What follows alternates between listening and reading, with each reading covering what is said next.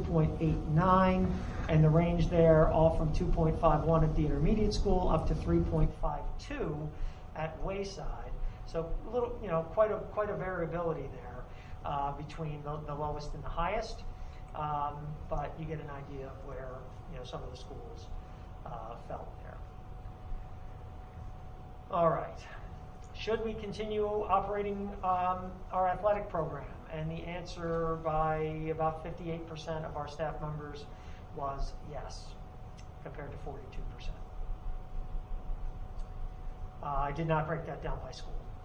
How concerned are you about the social emotional well-being? All right, so this is one that's different from the others in that ones and twos is what you want to see. That is what we would prefer to see, because one means not concerned, and 5 now is very concerned. So before we'd be looking for 4s and 5s. Now we would prefer to see 1s and 2s. And as you can see here, it is a very, very even split, with 3 being the primary response, but 4s and 5s 38% to 1s and 2s 37%. It's a difference of five people. So it's a very even split on this question. Between how concerned people are with their social emotional well-being. Now, that being said, you got 190 people who put 4s and 5s. That's a good amount of people who are, more concerned about their social emotional well-being than not. So that's obviously of significant concern. All right, and then you see the school breakdown. So once again, 2.99, pretty much right in the middle was the average. And a variability from a 2.71 at Wayside. Remember, the lower number is what you would want to see here in this case, right? You want to see a lower number. So 2.71 up to a 3.33. Okay? Okay, before we go on to parent responses, are there any questions about staff responses from the board and all, or anything from the staff survey? Well, the only thing to me that jumps out is everything seems to be split in the middle. It's very split. With some things skewing. I mean, to me, there's no difference between 42, 58, and 50-50. There's no difference.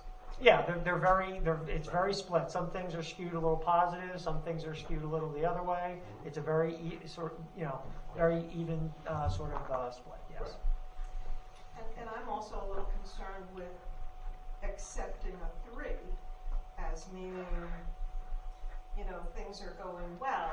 3 is just meh, not really.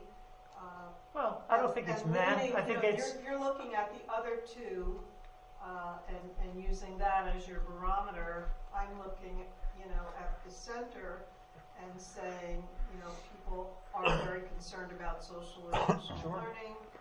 They're concerned about their own health. And bringing students back in full time. Those seem to be the 2 questions that really. Yeah, I certainly am not saying that a 3 is a meh. I think it's a neutral. I think they're not overly dissatisfied nor overly satisfied. It's a neutral. It could go either way. I mean, probably some things are good and some things are not so good.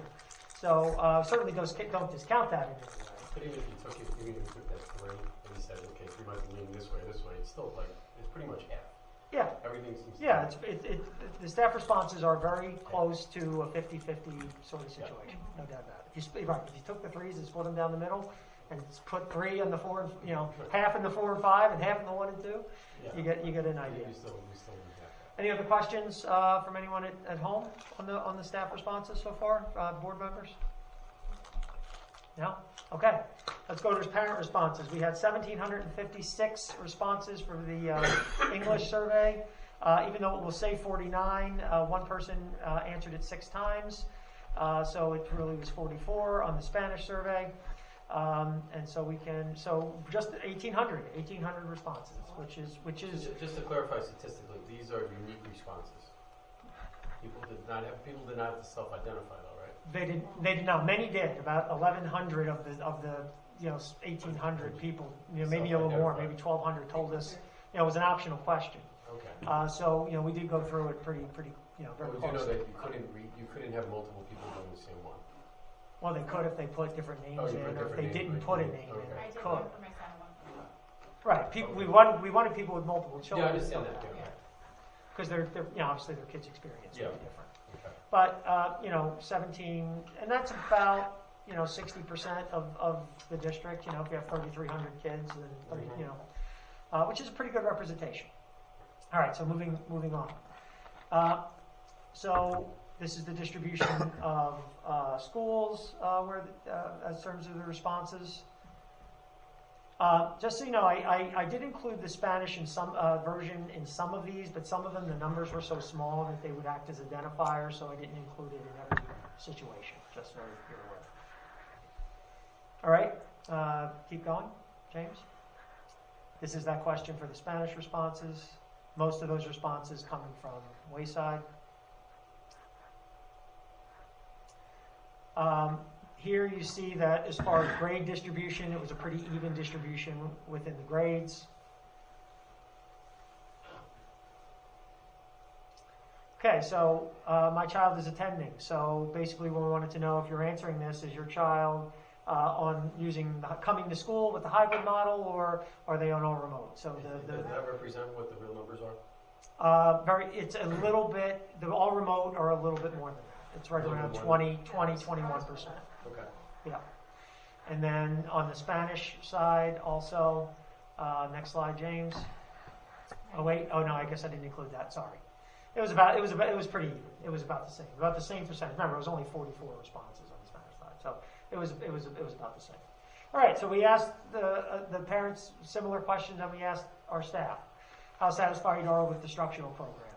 And I think what you're going to see with the parent responses is going to be different than what you saw with the staff. Where you saw a split within the staff, you're going to see the skew far more toward the satisfied, toward the very satisfied, which is a good thing.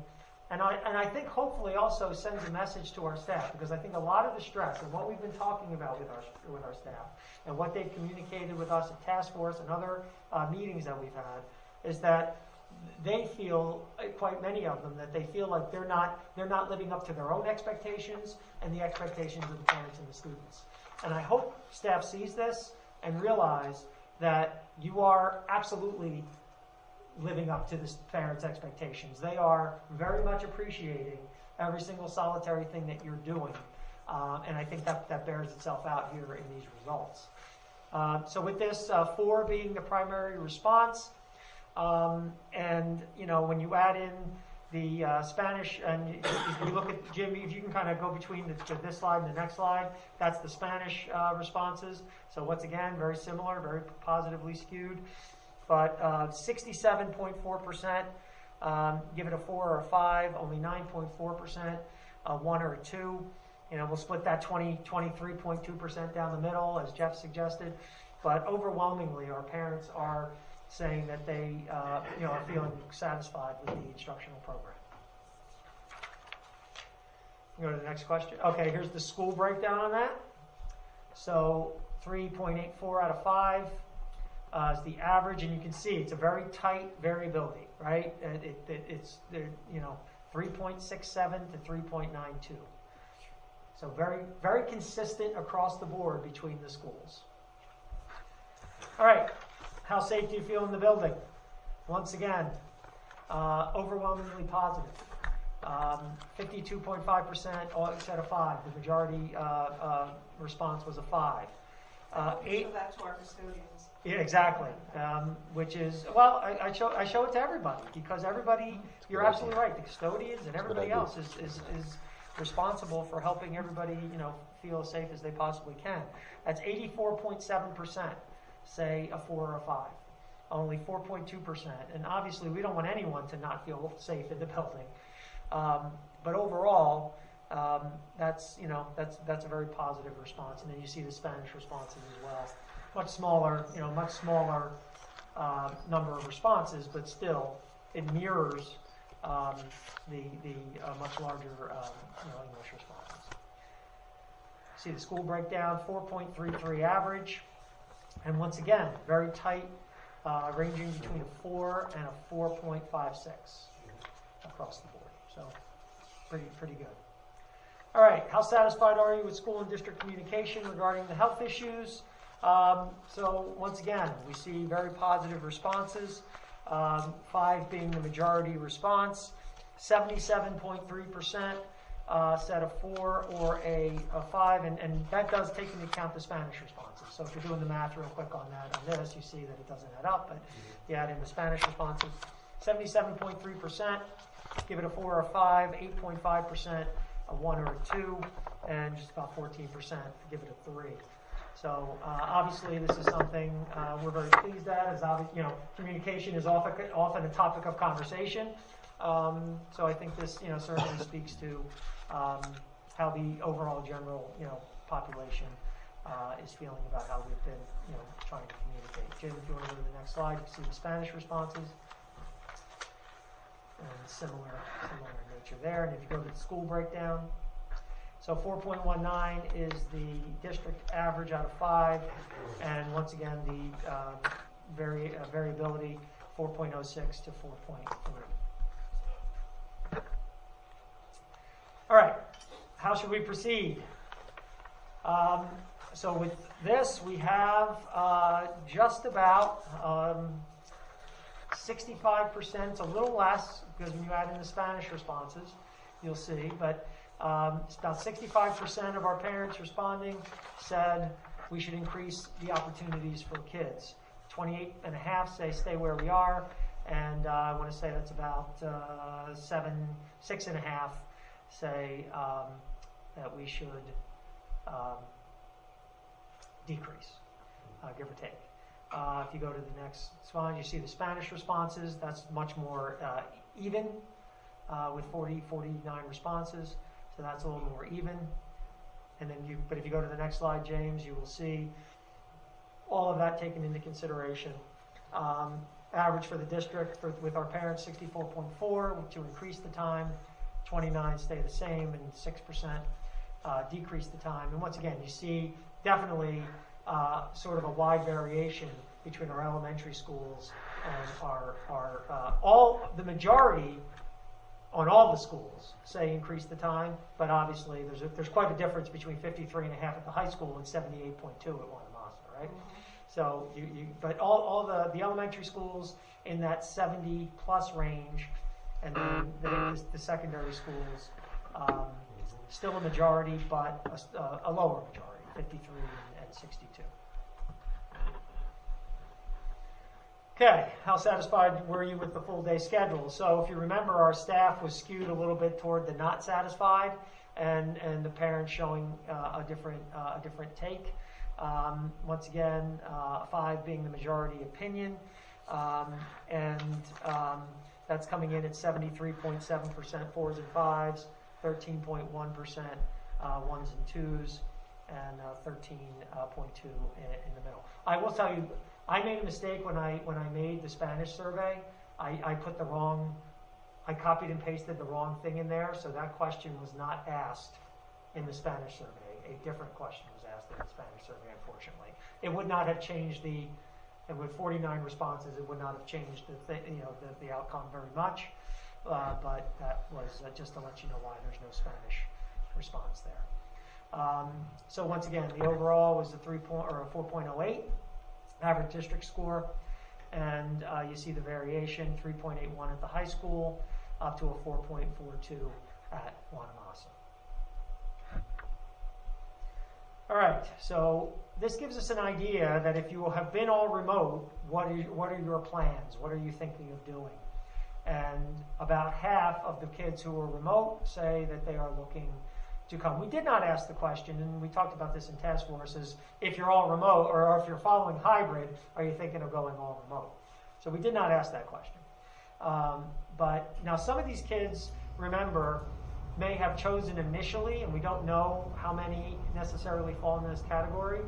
Some may have initially chosen all virtual and are now going to go all remote, or some of these people are probably people who were placed on all remote because they registered late or what have you. Once the school year started, they just went to all remote. So that could be that. This is the Spanish responses, only 22 responses, so you know the population is a little smaller, but the majority of those, that's probably about 16 of those 22 students say that they will be coming back. Okay, next slide. Okay, so should the district continue operating its athletic programs? According to our parents, about 79% say yes. So if people were, I do not know how the preschool parents answered this question. I did not break it down by grade or by school, but I think you can see that overwhelmingly, and that was the majority of our staff as well. Not as much of a majority, but I think overall the majority of people wanted to continue that. As you think you see the Spanish, these are the Spanish responses. So a very large majority, very large, well, 47 responses, but very large majority. All right, James? Oh, screen time, thank you. All right, so we asked the question about screen time, because obviously that's been a major concern, right? How much time kids have been on the screen. And from the English responses, this actually was surprising to me. It really was. I thought we would see much more too much. I mean, 41% is high. I'm not saying that's good, but I thought that was going to be the majority. I really did.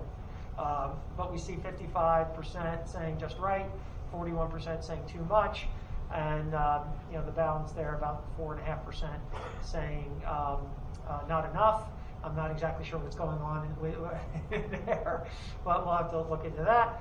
And then if you look at the Spanish, it's much, once again, 49 responses. But the overwhelming majority say just right.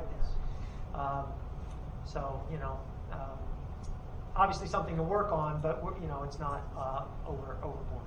And then you see here, I mean, talk about the distribution here. You see the district average, and then you see by school, and it's very close. It's very close across the board. So, I mean, that's going to be a tough one. That's going to be an ongoing, because the nature of what we're doing right now is screen time for us, particularly when the kids are at home. So we'll have to talk about that. Plus, though, you could look and say, okay, well, maybe the length of day can impact that. Well, but the overwhelming majority of our parents say that they're satisfied with the full day schedule.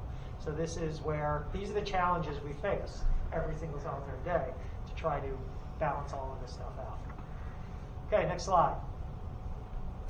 Okay, so here's the parent question about social emotional well-being. And once again, 1s and 2s is what we want here, more so. And then we see here that 49% of the parents say 4 or 5. Yes, I'm very concerned. 25.5% said not as much.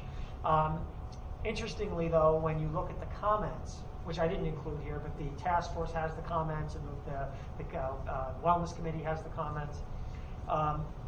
Many of the people respond, what would help my child is to be in school.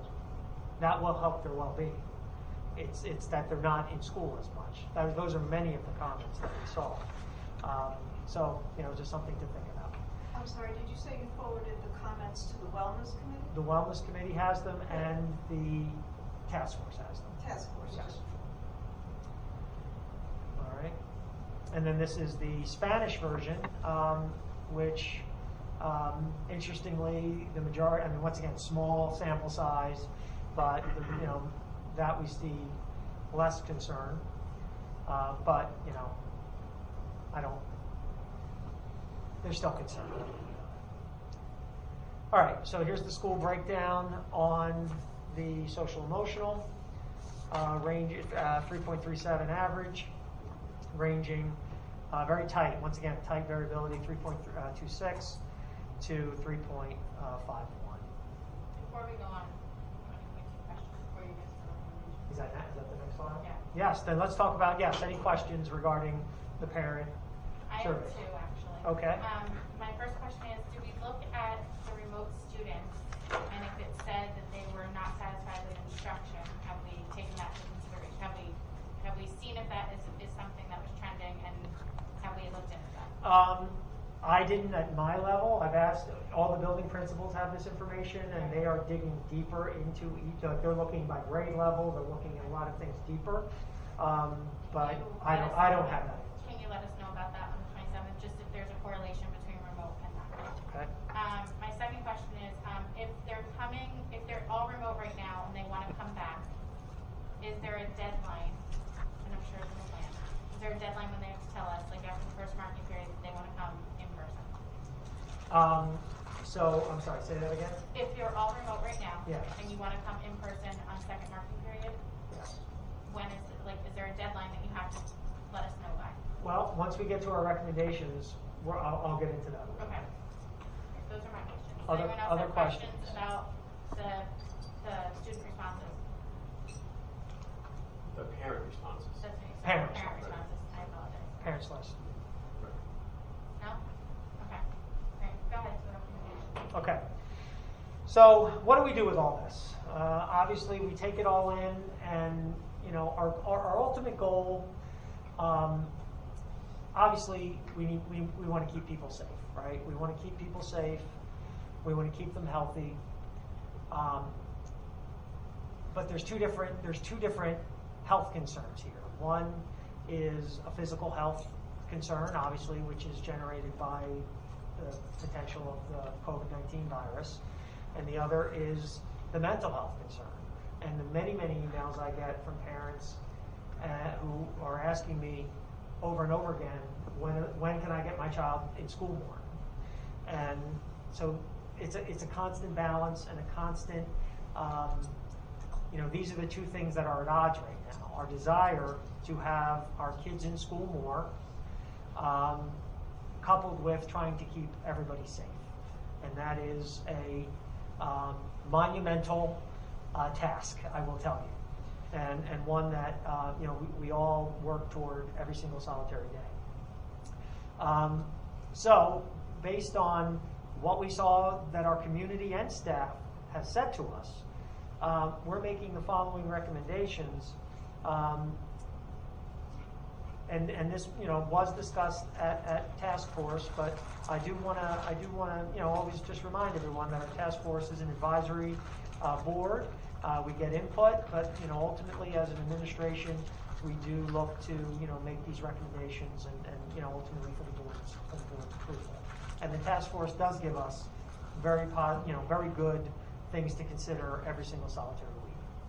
So we do appreciate the work that the task force is doing. So this is what we're looking to do. And let me just state first, and we say it at the end on the second slide, but I'll say it up front. All this is contingent upon what the health conditions are at the time.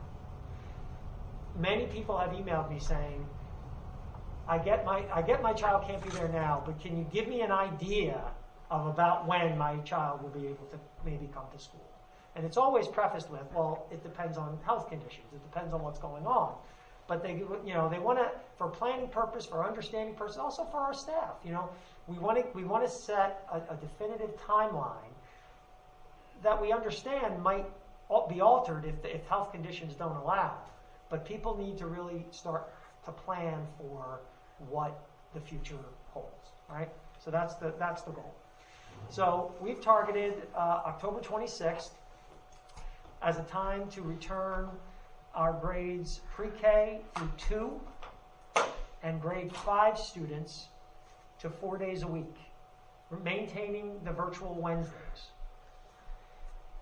4 days a week for those students, and that also adding to those students would be in-class resource students for grades 3 and 4, the pull-out resource students for grades 6 through 12, and ELL students grades 3 through 12.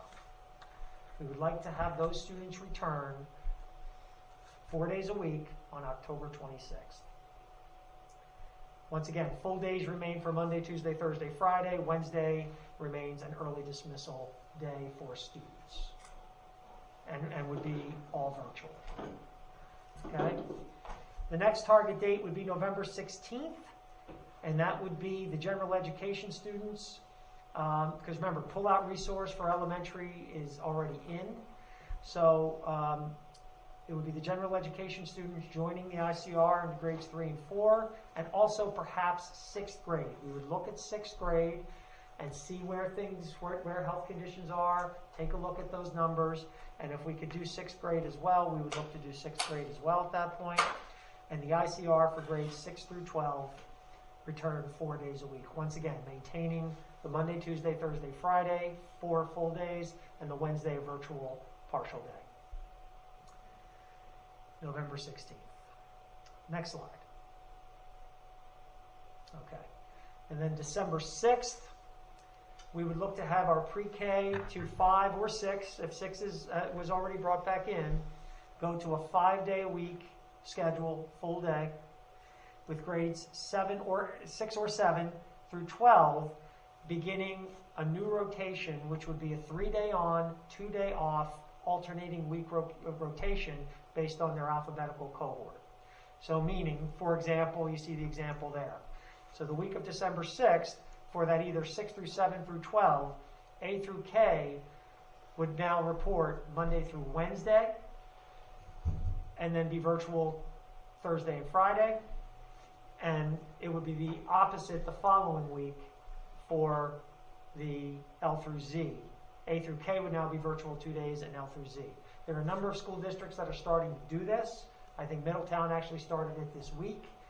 Freehold Regional, when they come back, they've been all virtual, but when they start, that is what they're doing. So we saw that as a way to, obviously if you're bringing more kids back, you're increasing class size, right? So what that would do at the secondary level would be not increase the class size, but it would increase the number of days kids are in school, albeit 1 more day every 2 weeks, but it's more than what they are now. And then beyond that, is beyond January 4th, when we return from winter break, we'll see how that goes. But this was where we would be, with the ultimate goal of returning all kids to 5 days a week. But obviously we'll have to see how that goes. We've taken a much more conservative approach, I think, to the secondary level than the elementary. But this is the recommendation that we'd like to do, and it is on the agenda tonight for this part to be hopefully looked at and voted on by the board, to be submitted to the county, because we would like to start this on the 26th of October. So happy to answer any questions about the parent responses, the recommendations, any part of the survey from the board. Go ahead, Irene. So if we're eliminating Wednesday, which is a deep cleaning day for the high school, in December, which is kind of the height of flu season and cold and everybody being inside, how are we going to compensate for making sure that the building is deep cleaned? Right. Because that's why we were closed on Wednesdays. Right. I think what we're finding, and I'll let Ken add to it, but I think what we're finding is that our staff, remember we've hired more staff and custodial staff, so I think we're finding that cleaning can take place even if we were in school, and after the kids leave, that cleaning can take place. But Ken, I don't know if you want to. Yeah, I agree. I think the additional cleaning, the additional staffing is key to being able to keep up with everything. So That's the Sodexo. yes, that's the Sodexo. The custodians that we hired. Yep, we hired one at each school district for all the frequent touch points, bathrooms, everything they do all day long to really do a good part of that deep cleaning is really being done all day long because of the extra staff that we're paying to do.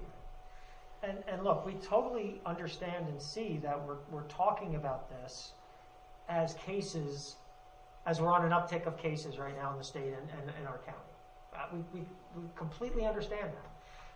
But I will tell you that this conversation is absolutely taking place in every district in Monmouth County. And many are bringing their kids back more as we speak. Even if they go through a temporary close in one of their buildings, for example. Like there are some, like Manasquan, for example, last week just closed their high school for 2 weeks. But their elementaries, their K-8 are 5 days a week, all kids are in, to my knowledge. So, you know, I think we're going to see things like that. I think we're going to see as we continue to go through this. You know, I'm very hopeful that we don't have to do any kind of large-scale closure. I think what would be more likely are, you know, spot closures in buildings, perhaps. And who knows? I don't want to say that it couldn't happen anyway, but I think, you know, none of us, we don't want that. And a lot will depend on what goes on with the winter. It's a big question mark. We don't know. We don't know. I just heard, what did I hear today? That Central State may have seen its first flu patient today or something like that, which is typical for October. You know, but I've also read stories that flu season like Australia's flu season was very mild, and they attributed some of that to the fact that everybody's wearing masks all day long, that it's helping with the flu. Yeah. So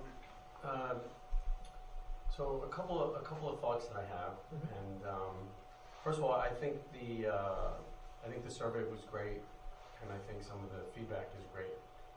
I think that the thing that kind of concerns me is that statistically, what has happened up till now is based on the kids being, half the classes being filled, right, and half the number of days that they're in, right?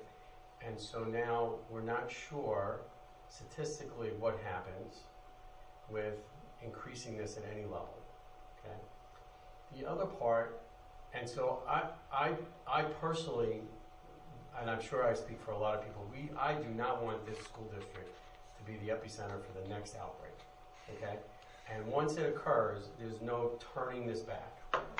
And so, to me, some of the things that I saw that were encouraging was that a great majority of the parents thought that the remote education was working, which makes me feel better about not being on the bleeding edge of this, right? I don't necessarily feel like if the answer was that everything is terrible and the education was terrible and everything was going on, it would make me say, okay, there's something that has to be done here, right?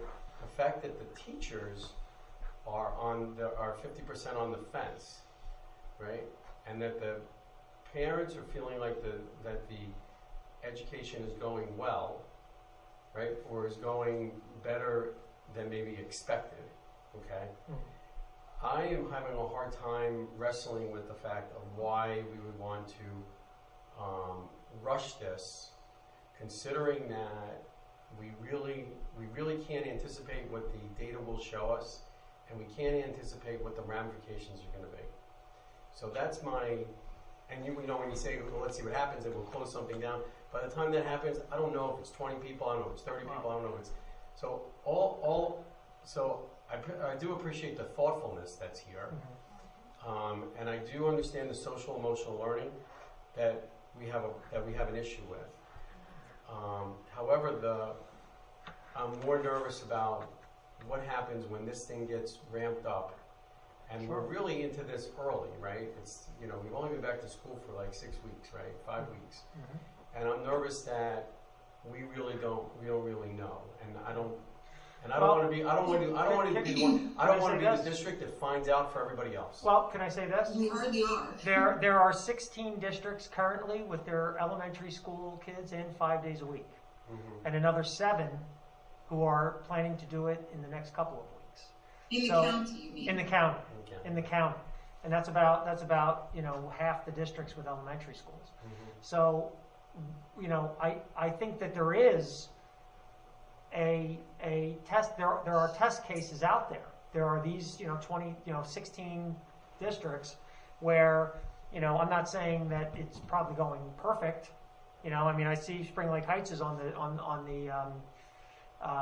list, and I think I just read that they had a case, and I'm not sure what. I don't think they closed, but you know, there's going to be issues. But I mean, there are a lot of schools doing this right now, and to my knowledge, they haven't seen, you know, widespread outbreaks within their schools. Now, you know, there's never any guarantees to anything, Jeff. We've had that discussion multiple times. But I think there is evidence a month, 4 or 5 weeks into school, looking at other districts that are doing it to indicate that we're not seeing, major outbreaks taking place. Janice, did you have something? I do. I would say, I have the benefit of sitting on the task force as well. We've been talking about this essentially since before we got back about how we were going to get kids back more. So this should hardly be seen as rushed. It's part of our reopening plan that this is essentially the piece that we were going to be looking at, going at, if there were no metrics pointing us in a direction where we needed to alter that schedule. So we're essentially sticking with the plan that we put into place in August, and since we haven't seen anything that tells us we need to change, it's really moving forward with what we already all agreed to. And I would say, I expressed some concerns last week, but unfortunately we hadn't seen the survey beforehand. What I don't think the survey got to fully is where parents might be satisfied with the current state of it. You can see that the clear preference of the parents is to have their kids in school full time. So while they're satisfied because I think it's a sense of the best that possibly could be done right now is happening, there's a big difference between thinking we're doing the best we can right now under this scenario and getting our kids back into school full time. And you can see that in those numbers that clearly indicate the parents want their kids back full time. So I think particularly those two things, and I think we probably could have worded the survey a little better or asked another question that would have really shown us the divergence between those numbers and maybe made that data a little bit more clear. But I don't think we should feel like we're rushing this because it's the plan that we laid out in the schedule, and we are not on the leading edge, as Dr. Safinkwicz just talked about, on districts even within Monmouth County of moving back towards this schedule. And honestly, it's really just at the younger grades where we're looking at a schedule that kids from 7th grade and up won't return to full-time instruction until sometime in 2021. They'll almost have missed an entire year of having a full-time in-person instruction on the schedule that we have right now. So I don't know, other than for the little ones, I don't know how we can call this rushing. We're looking at a schedule that puts us into 2021 before our 7th through 12th graders resume full-time instruction. If we get to March, it'll be a year that these kids aren't having full-time in-person instruction. Yeah, my comment about rushing is more in context of not having whatever data play itself out. But I think the data is playing out. I would not agree with that. But there's no way for us to know if things are going to change with having more kids in the school. We can always say maybe they will, but we'll never know unless we have kids in school. But I think we can look at the fact that we have had kids in every school now, I think, whether it's a kid or an adult. I think we can say every school at this point where there has been a case, where there has been a positive, and because of situations, circumstances, planning, cleaning, protocols, we have not seen spread in our schools, thank God. And we all know that we run a risk. You run a risk if you go to the post office. You run a risk if you go to a restaurant. You're running a risk if you go to Target, right? We're running risks. We are trying to mitigate the risk and balance that with the need of these kids needing to go back to school. Yes, except you're still going to, except we're still, until there's zero risk, then these kids are never going to go back. yes, but you're still going to allow, we're still going to allow people to learn remotely.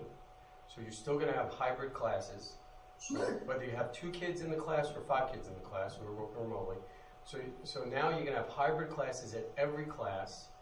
That's not necessarily true, and I'm sure Dr. Safinkwicz will speak to some of the things that the task force is discussing in terms of how that might be handled once we see how many kids resume full-time instruction and how we could perhaps cohort the children who decide to remain fully virtual. Yes, I absolutely will bet you that. So there are a couple things just to touch on, and Janice, we spoke to this. That right now we're talking about the youngest of kids in grade 5, which is in a self-contained area in the middle school.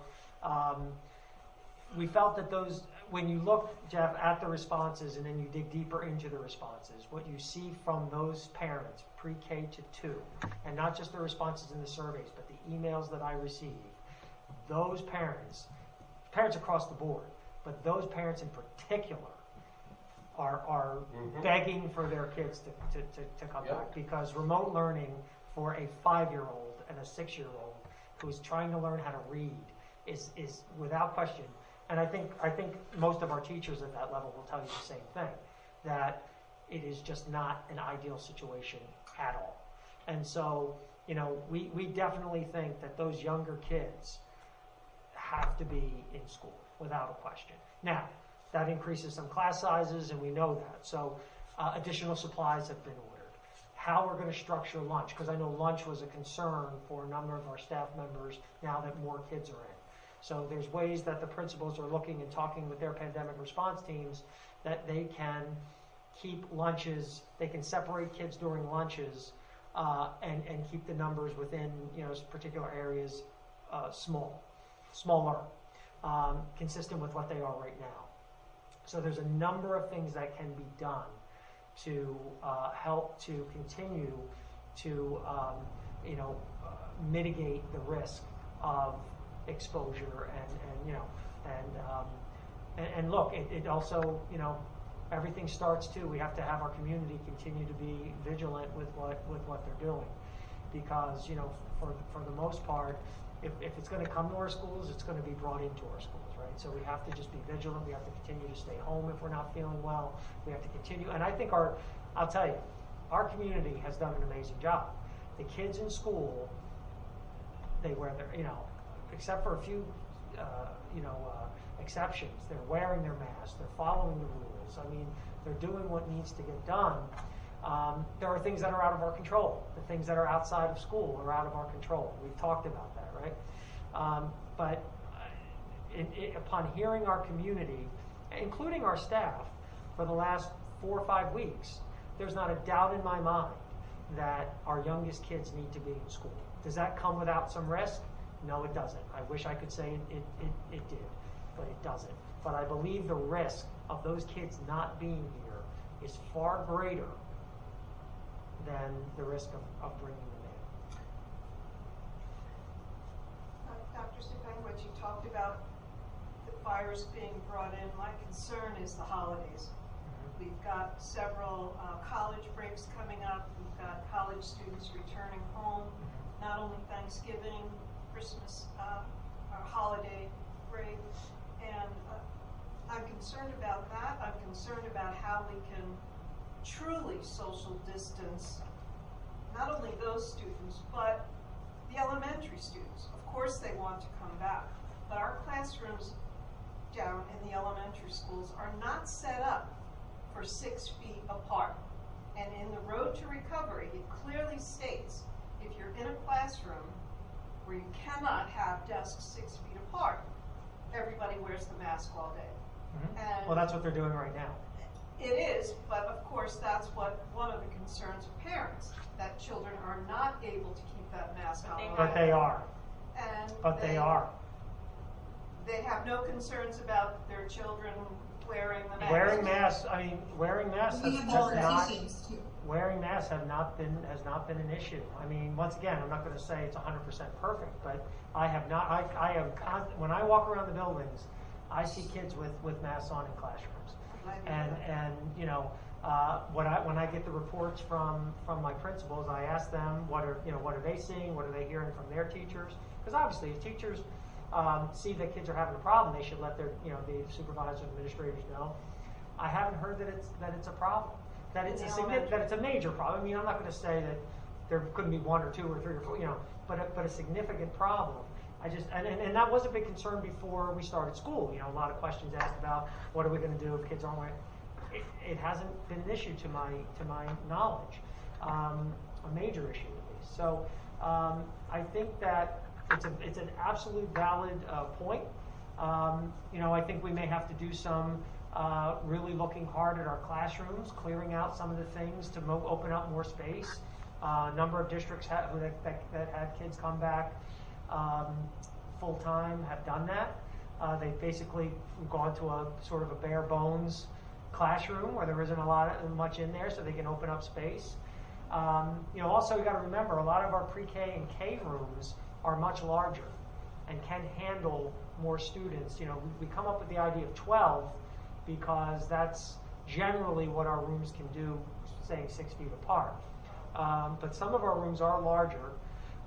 And we also recognize that some of them are tight. There's no doubt about it. We bring all the kids back.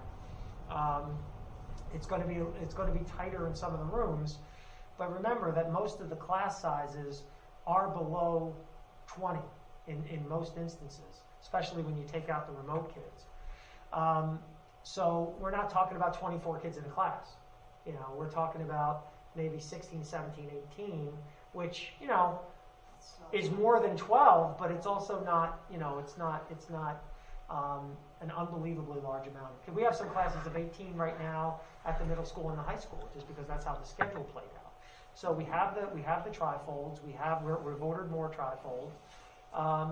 So we feel confident that we can do it. And the same concerns that I'm hearing now are the concerns that we heard before school started, and a number of those. I'm not saying it's perfect, by any stretch, but some of those things, once we came in and we did them and we saw how it was going to work, it did kind of play out, and I feel confident that the same will happen. Yeah. So Janice, just responding to something you said. So I appreciate there was a plan that was being kind of outlined and articulated. We never really had a discussion about it, right? So this is really the time to have a discussion about it, right? And things do change, and your feelings change about things. So I'm trying to be responsible in actually saying my opinion about some things and determine if this is, hang on for a second. And this is the time to kind of pump the brakes, not pump the brakes, right? And I was waiting for the survey, although at the end of the day, the leadership has to have the judgment that it wants to make. The surveys are one vector, right? What's happening in the world is another vector, and your own anticipation and our own fears or our own hopes is the other vector. So I want to say, Janice, that right now, my concern outweighs my hope. Okay, and whether that's right or wrong, I'm trying to err on the side of being cautious. I do like the plan, as I feel like it's being methodically presented, and there's some methodical way to go about this. So I do like that, but I still have a sense of cautiousness that Jeff, I would say, I'd be remiss not saying. If I could just, I'm sorry. Janice gets to respond since he was speaking. Got it. I'm sorry. Sure. I'm sorry. I appreciate that. So I will say, I think we all have what's coloring, what we're thinking, and is it kids in school? Is it people, we know in the schools, or who we're hearing from, whatever. I think what I'm saying when we say we're going back to the plan, this is the plan that the board adopted back in August, right? So this is not new, and that's what I'm referring back to, not this plan on this paper now. I'm harkening back to our reopening plan that we submitted to the state back in August. So that's what I'm going back to. But I think everyone who's ever heard me speak, either here or at the reopening, has always said, task force has always said that I think we need to be guided by data, because emotions playing into this will never lead to a universally acceptable outcome. So we have to be driven by the data, and we have to set up clear metrics as to how we're going to make decisions about this stuff. And right now, today, and as Dr. Stefankiewicz always says, tomorrow is tomorrow, today is today. But right now, today, thank God, there's nothing in the data that has shown us that we should diverge from this plan yet. And that can change. Other schools might change, other schools might not. And we can always adjust this. But from what we're seeing in terms of the data, what the town shares with us, there's nothing showing us that we need to diverge from this plan yet, based on data. If we want to get into how we're feeling, that's very different. No, I think that... We can talk about that and factoring that in. But we all are figuring out, what risk we want to mitigate.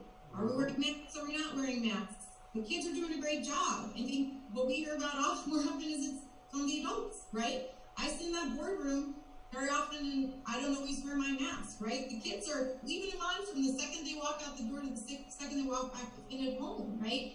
So I think we have to be cautious, but I think we also have to be realistic about some of these things. The problem with the data reference is that right now it's really hard to extrapolate 6 weeks from now. That's a hard thing to do because there are so many. Yeah, so there's so many things that impact it. Right, but we have to plan something. I But do. if in 6 weeks from now, Jeff, the data doesn't support it, then we don't do it. You know, that's the point. Is that if we have to be able to have our teachers plan. We have to order things. We have to have our parents plan. So it's more just looking at this is the plan. Now, as we know, the plan, you know, is not always what it is, right? A lot of times it changes, but when we did the plan in the end of July, beginning of August, it said we would reevaluate in 3 to 5 weeks and kind of give a plan. So this is what we're saying is, you know, the plan. There's points that I agree with you that, and with Janice my emotions say, oh my goodness, is this the right thing to do? But what I'm making a decision on tonight when I vote yes or no is that if in 6 weeks from now this looks okay, then, you know, more so, it's more when we bring more and more kids back. I mean, I'm not worried about 2 weeks from now at the moment. I mean, again, if there's an uptake in cases next week, Dr. Stankiewicz may say, we're waiting another week on this. But, you know, and is that hard for parents too? Yes. But I think that starting to, like, give people dates of when it could possibly happen is better than not. Is more, you know. I understand that, Amy, but when we made this plan in August, things are way different now than they were. They're way better. And of course, it's very good to have a plan in place. But if we are driven by data, Monmouth County and Ocean County's cases are rising. But Every not for day. 5 to 8 year olds. And that's the Are we danger. willing to take a risk with the 5 to 8 year olds? Well, Evidently I we mean, are. I don't think that's what. I think what we're trying to say here is when we look at cases where where the largest number of cases are growing in Monmouth County, particularly in Ocean Township. In Ocean Township, when we look at these every week, we see it in the 18 to 25-year-old population. That's where we see it. And our high school population who socializes with the 18 to 25. We never addressed what happens during Thanksgiving break or winter Well, break. remember, we're not bringing the high school kids back anymore. We're talking here right now specifically about not 5-year-olds, 3-year-olds. 3-year-olds. How old are you in second grade? 7? Like 3-year-old to 7-year-old. Well, that's not students. part of the vote. Also includes through K-12. There are other For in for December ELL. to bring them in Oh, as well. absolutely. So if we vote on the whole Yeah, class. but December with is the only idea 23 that days, that, though. that They're it not could moving it fast. could absolutely change. It gives people an idea of where we're looking and where we're going. So High school is I'm certainly not saying that we are using young children as guinea pigs. That's not what I'm saying at all. What I'm saying is that we look at data, and it's why we're taking a much more conservative approach with our secondary, because the secondary age student and the college age student, the high school age particularly, is where you see a greater uptick than you would for kids under 10. The numbers are very, very low in Ocean Township for kids under 10. And that's the group of students. And that I we're don't talking think we're about. doing a disservice to the high school students by having them on remote. You're making it sound like they're losing a half a year. They're not. We have outstanding teachers No that doubt. are putting lessons up that are worthy of AP and No doubt about it. everything challenging. So whether they're engaging, that's their choice. But it's there for them to take Well, advantage we have of. we have a lot of kids who they're absolutely our staff is doing an outstanding job, and they are working incredibly hard to reach every single solitary student.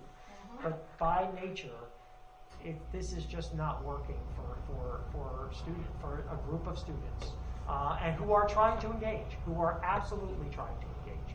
There are students who, I'm sure, are, choosing to stay home when they should be in and what have you. But for the, I you know, I get a number of phone calls, and I know Dawn and Chris, we all take calls from see emails from parents who say, I need my child in school. This is not working for them. As hard as everybody is trying to make it work, if it's not working for a student, it's not because people aren't trying to make it work for them. There are just, you know, circumstances that exist within the remote learning world that, you know, some kids work better in an unstructured environment, and some kids really need the structure. I mean, you know this, right? So those kids who really need the structure can really have a difficult time, especially, you know, I know we like to think that it's only the 5-year-olds who need somebody there to keep them on task. There are 15 and 16 and 17-year-olds who need, I know you know this, Irene, you know, you know probably better than anybody, that you have a group of teenagers who need that structure, and they really struggle without it. And you know, Jeff, to your point, I don't think we're putting our foot on the gas. I think we're letting our foot off the brake a little bit, is what we're doing, and allowing ourselves to move forward in a mindful way that makes sense based on what's good for kids educationally, and honestly, I think what's going to help teachers too, because so many, you know, what is posing some of the biggest challenges for teachers is that synchronous delivery of instruction. And so the more, when kids are in, that alleviates that. Now, to your point of could we still have some students who are on remote, you know, up to this point the numbers haven't worked out, but if the numbers work out, we could create potentially a virtual option. So we could have one teacher in school teaching the remote kids and the other teachers not. I mean, that's been an idea that, once again, the numbers haven't worked out to where we would have very unbalanced classes to do that. And, you know, could we have said, okay, well, if you're remote, it doesn't matter what school you go to, you know, you're just all remote? Yeah, we could have done that, but, you know, that creates its own problems too, right? We tried to keep kids with their school and with their cohort. But, so there are definitely things that we can do to address the concerns. So if the board adopts that, I'm sorry, if the board adopts this, then, you know, letter's going to go out tomorrow explaining it to the overall population of parent, and then phone calls are going to start saying, and by the way, it's going to be all, you know, it's 4 days or remote. It's not like, oh, well, I'd still like to go 2 days. No, like, this is our program now. You're either coming for, or, you know, you're staying remote, and we'll get the numbers. And once we know the numbers, then we can make some decisions as to how we. Would we be I able just to wanna vote see- on K8? I think some of the people on the line. No, that's what I'm saying. I just want to see if Jim, David, or Grace Ann. Yeah, Jeff, I'd sorry. be happy to weigh in. You know, from my perspective, I think my concern is this got added and we're reviewing it tonight, we're being asked to vote on it tonight. And, you know, this is not a use of facilities, this is not an athletic appointment that we have to pound in. I get that we're not in next week, but I'm not really comfortable that I feel like I reviewed the staff and the parents and everybody's on the same page. I think those two told different stories, so I gotta be honest with you, I'm struggling with it, and I'm not sure I can vote for this tonight. That's just me. David? Jim, Dr. Stepankiewicz, this is just more of a practical question about, again, this is my first time also seeing the rollout plans. I'm trying to understand what's going on with the grades 6 through 12. It seems like you have them going 4 days a week in person on November 16th, and then taking a step backwards to 3 days. No, that's sorry, David, go back. It's just, I'm sorry, I should have put the ICR. So it's the ICR for grades 6 through 12. That's in-class resource. Those are special education. I see, that's a continuation. Yes, my apologies. Gotcha, never mind. Yeah. Grace Ann? Do you have anything? I don't know. Yeah, I mean, I agree with pretty much everybody. The thing is that, you know, our goal is to represent everyone in the district, and that's where I try to keep my personal feelings out of it. Because my daughter is on full remote, and, you know, if there is parents that feel, you know, there is a safety concern and they don't want to send their kids, then they absolutely can keep them home and continue remote, just as I am. So, I mean, it's a difficult decision. We can't make everybody happy, but I think, we're doing the best that we can. Yeah, I just want to say something about that. So first of all, we were elected to lead and have judgment, right? Not to just take polls and decide what the polls tell us, right? So I think we have to have a right balance on what the polls, on what people are saying, and also how that kind of fits in.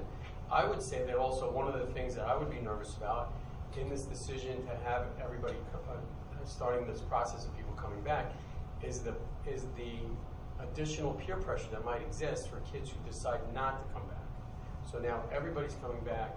Parents who decide not to have their kids come back, or kids who decide not to come back, are they now much more in the they're pushed to the side. They're more on the outskirts because now they're not part of what that whole thing has been, right? They're more the anomaly than anything else, and that's not fair to that group either. To feel like that they have to raise their hand and say, okay, I'm not safe at this and I'm going against the grain. So we're kind of allowing that, we're kind of permitting those factions. Well, 80% of our kids are taking hybrid, so so I don't know that those 20% feel. Yes, but I don't know if that'll. But those other 20% are basically remote with some of those kids some of the time, right? Yeah. Now they would be remote. Those kids would be in school. We'd be remote. Correct. Well, can I say also? I think there's been we haven't seen any movement of people. The movement that we're seeing is people switching out of full remote and wanting to move to hybrid. So that's been the direction of any real movement we've seen of people who are in hybrid who are in full remote looking to switch to hybrid. So people's preference is moving in that direction. I also would worry, while we can't be, I wouldn't call this it's a survey, right? It got into pretty specific student by student level data, right? Whereas, rather than just aggregate pool data. But I would say that I would hate for us to go against the expression of will of the vast majority of the parents in the district out of a fear of how other students or parents might feel for something that we didn't ask and didn't test. And so, we did, we got this on Friday. So, it's unfortunate that, we're only getting this day to talk about it. But it does kind of reflect the plan that we have been discussing putting into place. So this doesn't deviate a lot from that. So and perhaps if there are concerns that people want to discuss further regarding the older grades, we can leave this plan in some way for tonight, or perhaps we can speak to Ms. McGovern, President McGovern, about scheduling a special meeting next week, so that we're not waiting 2 weeks before this can get a vote or a vote before then. But I still think that we should, be considering this tonight, given what we see. I mean, Janice, I apologize. I'm not sure if you just said this, and if you do, I apologize. But yes, I mean, if you want to just consider the pre-K to 2 and 5 this evening, and then, because that's, and in other words, the first part of the plan, the October 26th part of the plan this evening, and then we can hold off the remainder of the plan for the 27th. I mean, that's also, if that would make more of the board members feel comfortable, at least we could know what, for the 26th, what we're looking to put in place. But that's up to the board, of course. And by the way, Janice, just what you said, I have a lot of empathy especially for the parents that are home with the kids and trying to be working and trying to be a parent and trying to be a teacher at home. I mean, there's a lot of empathy I have around that. So I hope that we could come up with something that's good for everybody. So I don't want you to take my comments as not trying to do something that everybody wants, or not being empathetic to what those situations are, because I definitely have a lot of empathy for that. All right, let me just go to And mine is driven by, is it stressful as a parent of a young child? Sure, absolutely. But for me, what is driving my thoughts as a board member who has to cast a vote on this is, what's the best thing for these kids? And what can we do for these kids that will benefit them the most educationally, that we can do within the confines of safety and the protocols that we have in place and the guidelines that we have to live by. And to me, it's driven by the kid and the student and how to provide them with the best education that we can under the circumstances that are so far out of our control.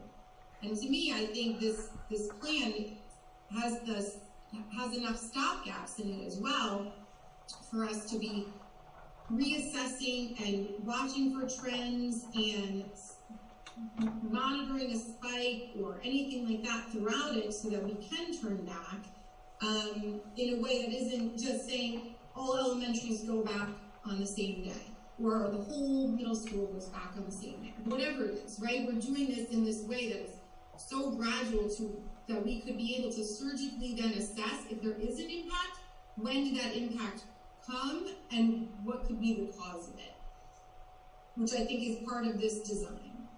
Okay, I just want Joe to be able to speak. Yeah, I'm down here by the door, so getting ready to leave, so I want to get my 2 cents in. No, I think Jeff used a word that I like very much, methodical. This is very methodical. It's layered, it's gradual. It's a path to normal without, not to attack it, rushing into it. I don't feel it's rushing into it. As far as piecemealing the vote, it's a fluid situation as is. For example, I mean, like, I don't see where, well, we're just going to vote on the October 26th piece tonight. We could vote on the whole shebang tonight. We could vote on this plan tonight, knowing that the situation is fluid. If cases spike in the schools, I'm pretty sure Dr. Stefankiewicz will come back in and say, okay, we're not moving forward. Yeah, we're not locking ourselves into this plan if things go bad. If there's riots after election day, we're probably going to alter things. You know, anything could happen. So I just, the whole thing's been fluid since March.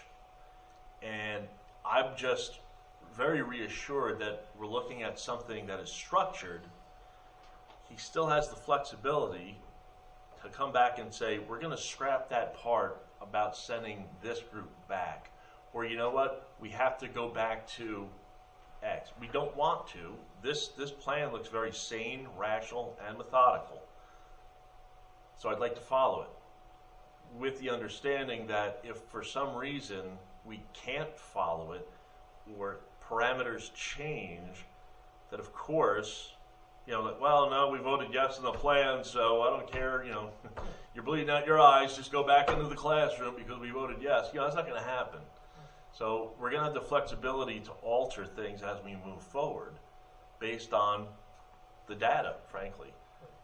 So I'm supportive of it. I think it's time to start moving in this direction. I think the data supports it. So I'm okay with voting on it. I'm okay with voting on the whole thing. And I appreciate all the work that went into this from, I mean, the committee that put this all together. They've been meeting regularly. This isn't something like, oh, for God's sakes, let's just get the kids back to school. Frankly, which would have been my way to go. But, you know, I'm not on the committee, and these people put a lot of thought into it. It wasn't some knee-jerk reaction. It's very, like you said, it's gradual.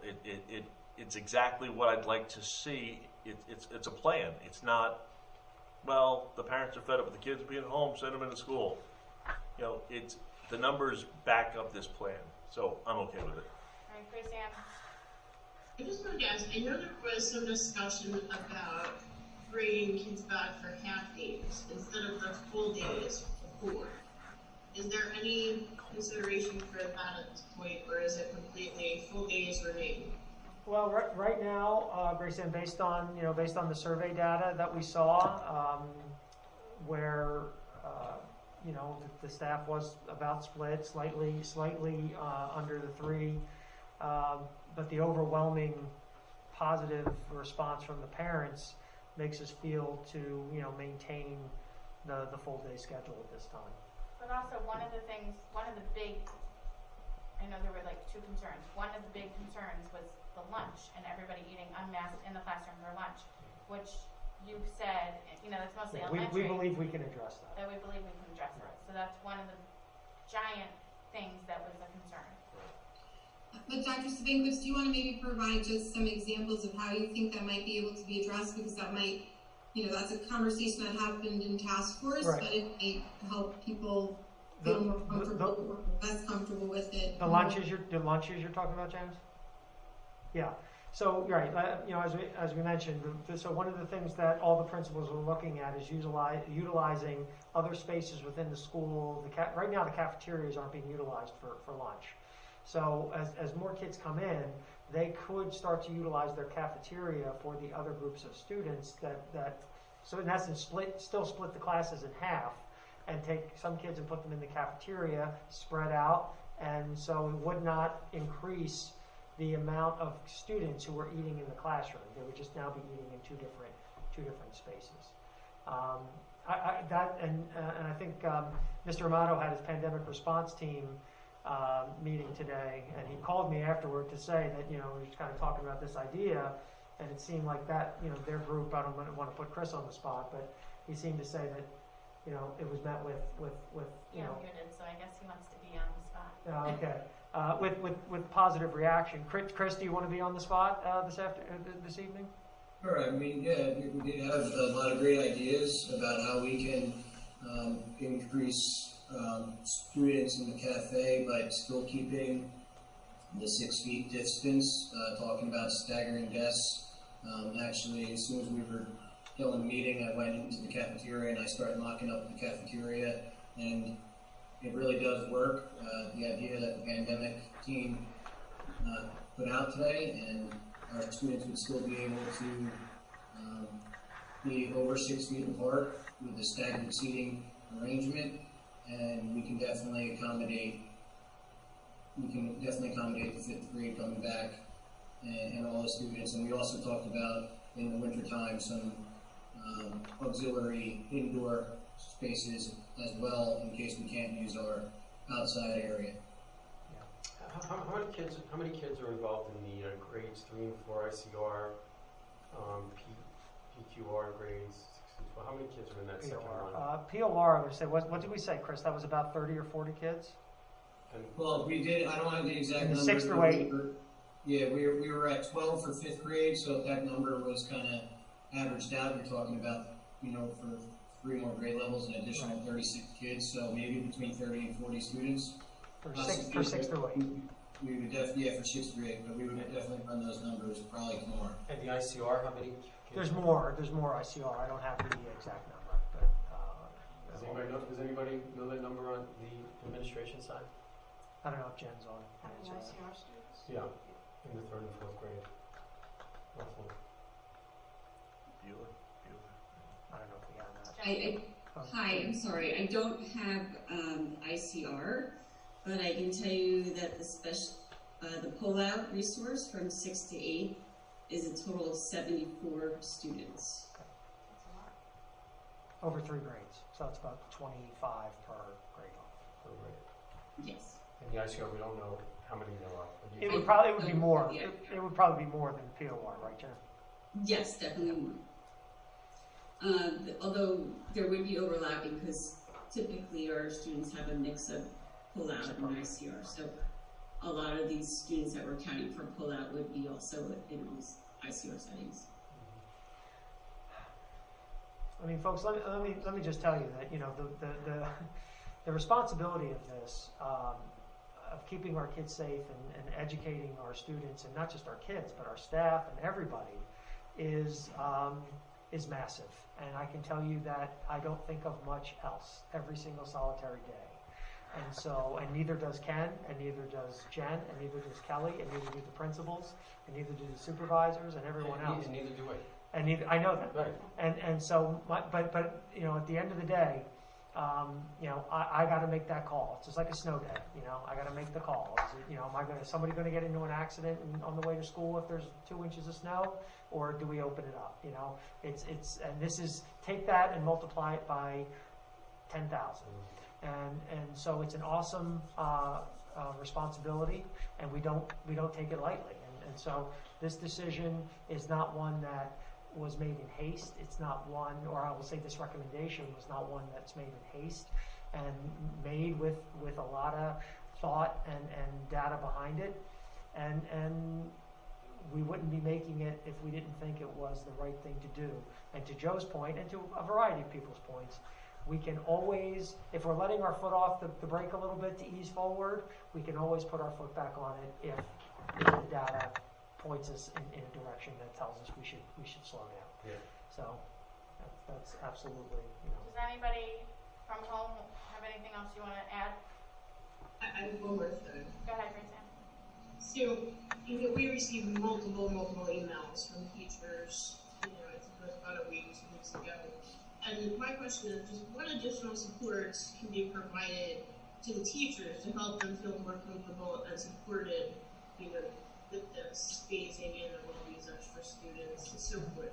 Because we do have the wellness committee and we have come up with referrals and resources, and from the surveys, it shows that they're feeling very overwhelmed and that we don't want to put more on top of them than necessary, but we also want to be there to provide that support. So I don't know if there's maybe some concrete ways, or I'm just asking to help. Yeah, absolutely. So, obviously, when we get those surveys, we dig into those and we see what the specifics are. But we know a lot of the specifics already. We know that, obviously, the synchronous delivery of instruction, has absolutely. It's something that teachers have never had to do before. So they are working incredibly hard, and I think they're doing a great job with it. But it's challenging. It's new and it's different, and things don't always go the way they plan it, and that's a very frustrating thing because some of the things are out of their control.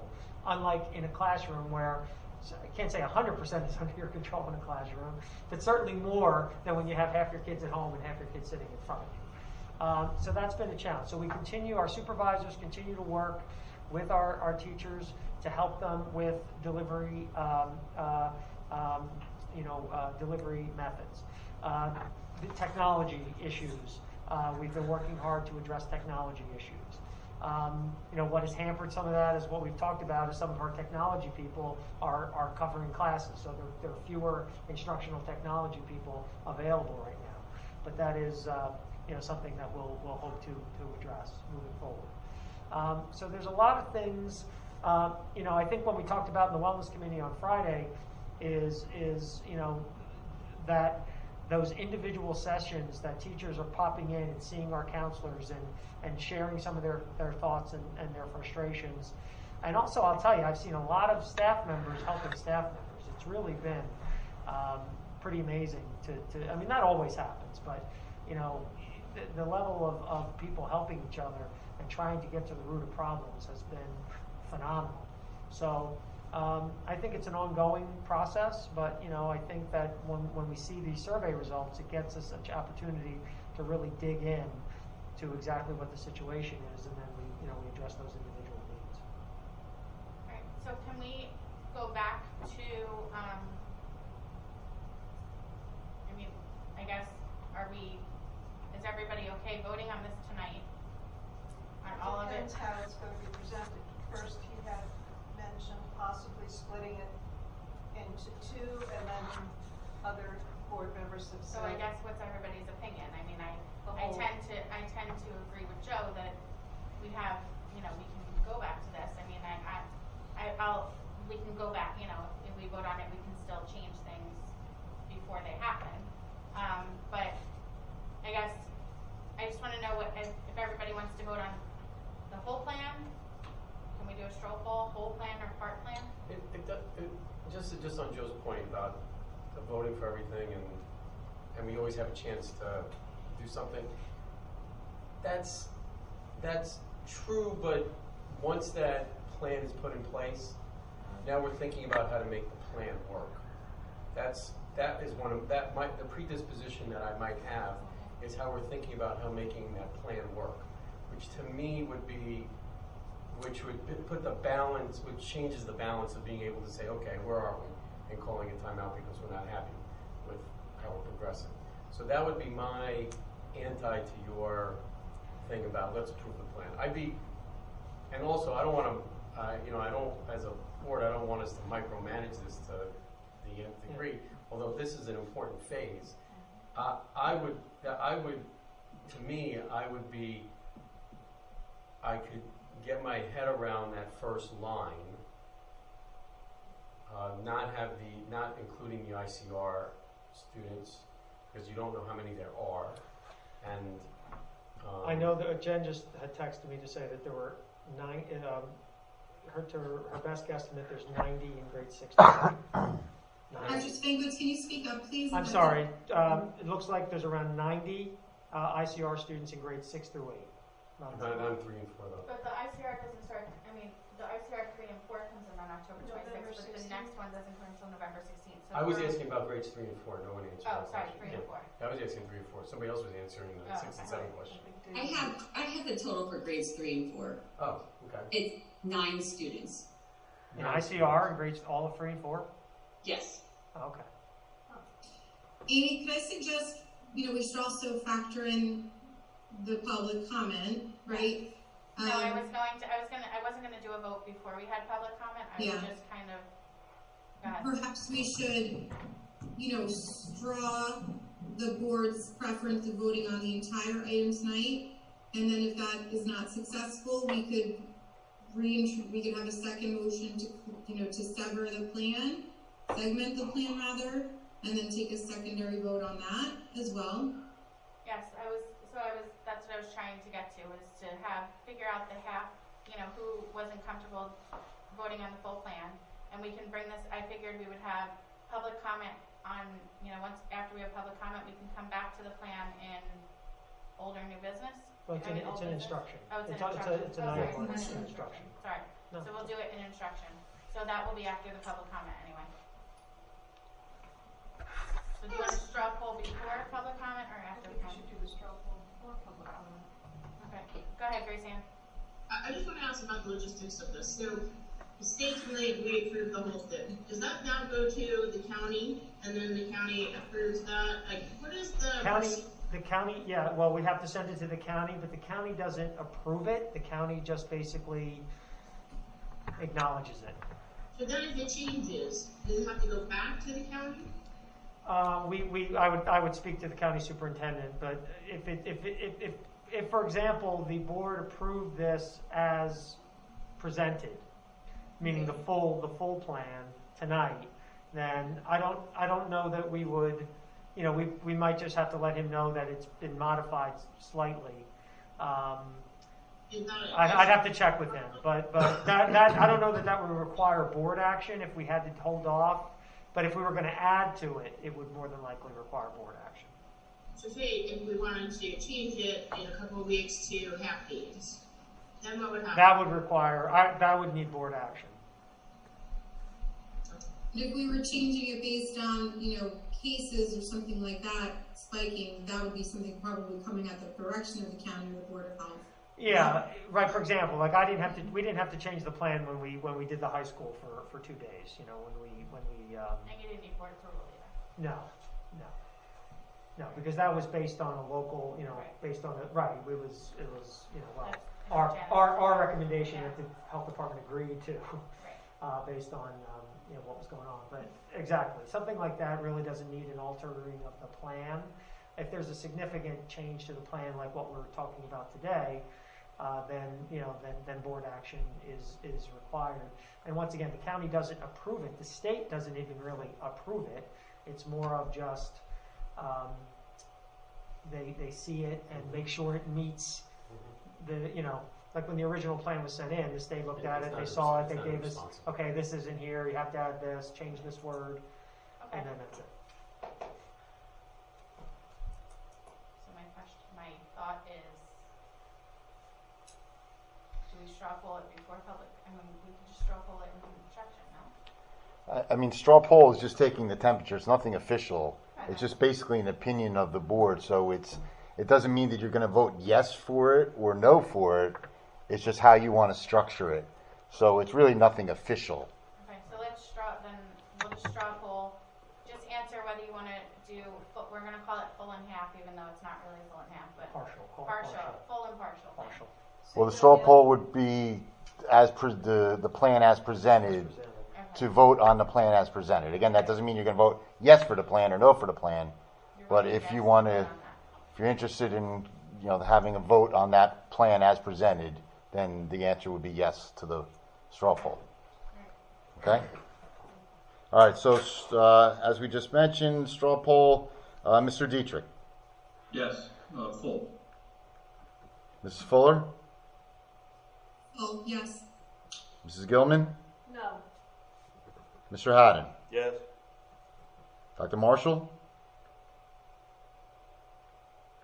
You're muted, David. Ooh, the drama. Yes. Mrs. Tallarico? No. Mr. Weinstein? No.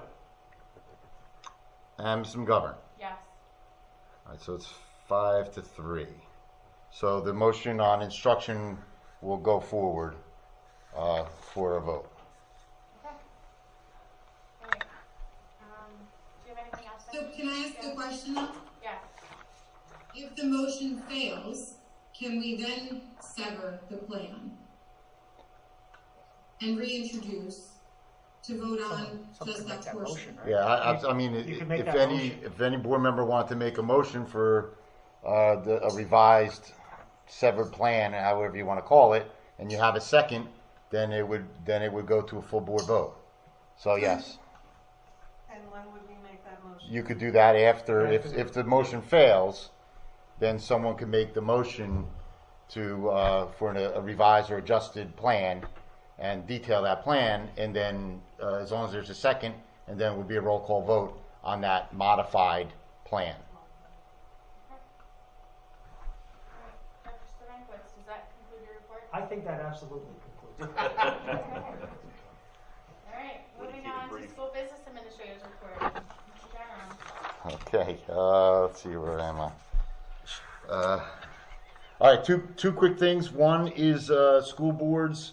On the school business administrators report, there's a memo that went to everyone today. Also, just giving you an update on the school board's virtual workshop and training from October 20th to the 22nd. And you should be receiving an email with a username and password that you can do to access all the information on the special events, the keynote speakers, the training sessions, the vendor information, everything that goes along with that workshop and training. So I just want to make sure everyone has that. If you have an issue, please let me know. And so it looks like it's going to be interesting. I was looking at the agenda today. So and all the sessions will be taped, and you can go back and access them later. So you don't have to do it that day or at that time. So it looks like a good training opportunity for all of us. Okay, second one is more good news is the Department of Agriculture, the USDA. They've expanded. I don't know if people have seen the press release, but as you know, as of now, we are up until December 31st on the free meals, breakfast and lunch for all students. And that has been extended to June 30th. So that is a good thing. They're also attached under the agenda under the School Business Administrator report is a report from Sodexo, from Jackie Wagner, the GM of Sodexo, and she gives us an update on some of the things that are going on, some of the numbers, the comparisons from last year to this year, and some of the during COVID, some of the meals or the number of meals that have been served. There's some good information there, and it's the public has access to that also, of course, and so that's something good to look over for the board and the public, and just to know that up until June 30th, we'll be serving meals for free to all students. So it's a good thing, and that's all I have. Thank you, Ken. All right, moving on to public comment. All motions are posted on the bulletin board of the district website. At this point in the meeting, we will now conduct the first of two public comment sessions. The first session will be open for public comment on agenda items only, and the second session will be at the end of the meeting and can be on any topic. Would anyone from the public like to comment at this time? And if you do have a comment, please let Mr. Dietrich know and state your name and address for the record. Okay, first up is Natalie Tortorella.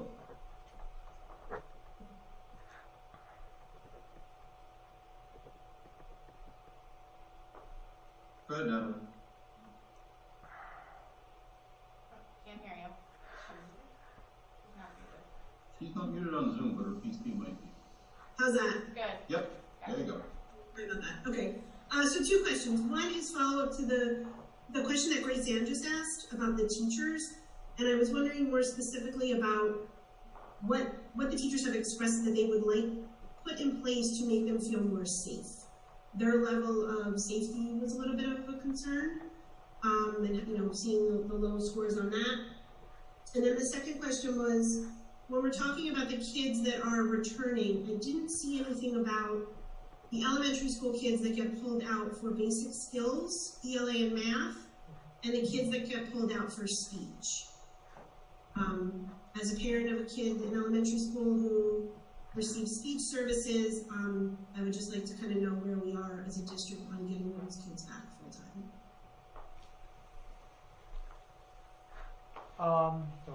Yeah.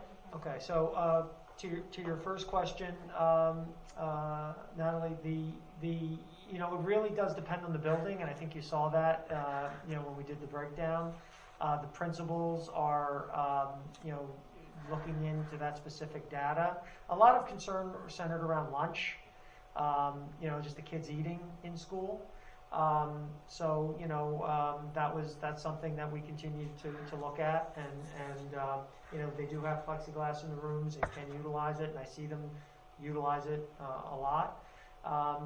There's and I think that there's just folks that have a general uneasiness as it relates to the virus and just a stress and anxiety as it relates to it, which is certainly understandable. So, but each principal is looking at their specific building and addressing the needs and concerns. But a lot of concerns centered around lunch. The second question is that right now, I think for things like speech, if that for example, if a student is not classified but does get or gets speech only, I should say. Right now, I think those students are falling in with the general education students primarily in terms of the timeline for return. But I know that Ms. Zona is looking at we've already returned a number of special ed kids to 4 days a week. And just to clarify, and Janet said, there's 9 students in grades 3 through 4 who are, there's more than that at ICR, but they do other things. So those kids are already here 4 days a week. There's only 9 kids, and Jen, correct me if I read this wrong. There's only 9 kids who are ICR kids in grades 3 and 4 who are not already here 4 days a week, because we've been bringing kids back. They may be ICR for some things and POR for something else, and those kids are already back. Correct, Jen? Do the basic skills kids fall into that? Basic skills would fall under general education students. Yes. Okay, thank you. Unless you would like to propose we add those to the October 26th. No. But yeah, no, I completely understand why, we're trying to get all our kids back as soon as we possibly can.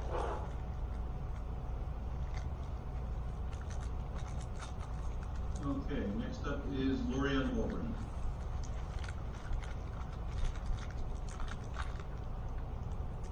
Hi, thank you so much.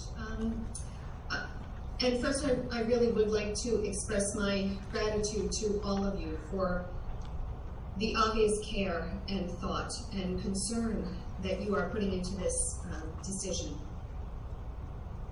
It does not go unnoticed, and it is certainly appreciated by all of us who work in the schools. Because what we want you to remember is that as much as we love our students, and we do, We also value our colleagues, and it is our safety as well that matters. And we can't do our best for our students if we're not healthy. And so we do need to keep that in mind. I would like to point out several things and ask that you consider several things when you are making your decisions.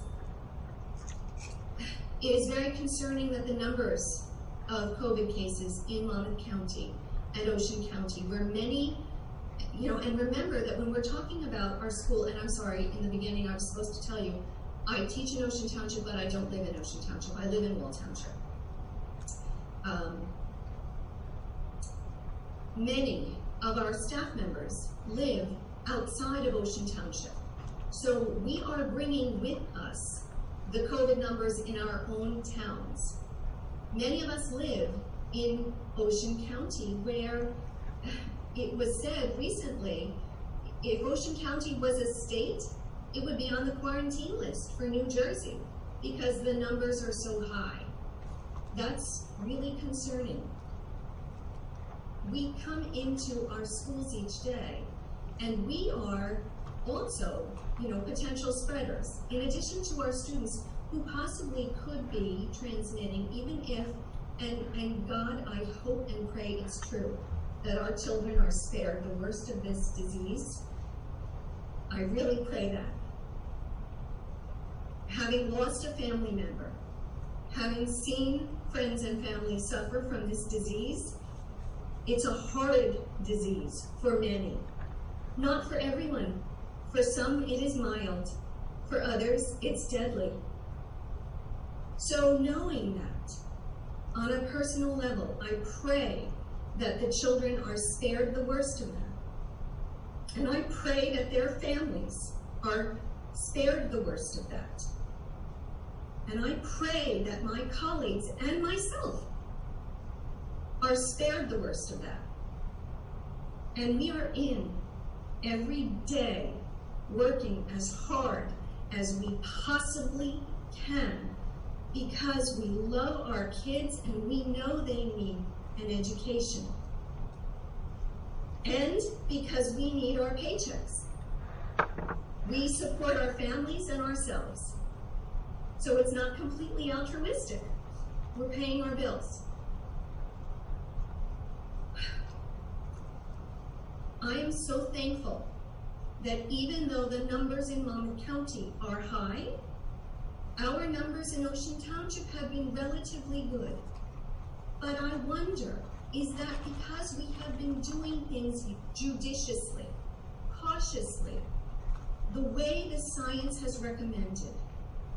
Are we doing well in Ocean Township because we've been doing it right? We've been wearing masks. We've been maintaining social distancing as well as we possibly can with little children who are like little magnets and want to be together. We've been doing it. They've been doing it. God bless them. But consider what happens if you bring them all back. Social distancing goes out the window. It does. Not because we won't be trying, but because it won't be physically possible. Maybe in some of the buildings, in some of the rooms, but in many of our buildings, in many of these classrooms that are older and smaller, right now they're tight. When you have 16, 17, 18 children or more in a small classroom, you could move every desk out of those classrooms and still not have 6 feet between every child and every adult. And remember that there's more than one adult in many cases in these rooms. We have teachers, we have ICR staff, we have basic skills staff, we have assistants, we have therapists who are going in and doing work in the classroom with students. There are so many people in those rooms. It's tough to get 6 feet now.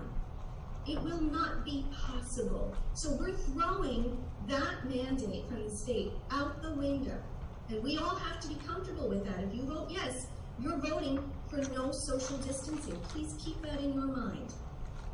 But again, another thing to think about is the fact of eating. In the elementary schools, it's not just lunch. The children eat breakfast and snack and lunch. And now, teachers do their very best to keep the children distanced when they're doing that because they can't eat with their masks on. But when we bring everyone back, that will not be possible. So those children will be very close to one another and to their teachers who love them. But they're not going to be wearing a mask. And the science is crystal clear that wearing a mask matters. It matters. And I would like to point out that there was no question on the survey for staff or for parents about whether or not to return students on a full-time basis, on a 4 or 5 day basis, whether or not people would feel more comfortable with children coming back half day, where they did not have to eat lunch, or a full day. That question was not on the survey.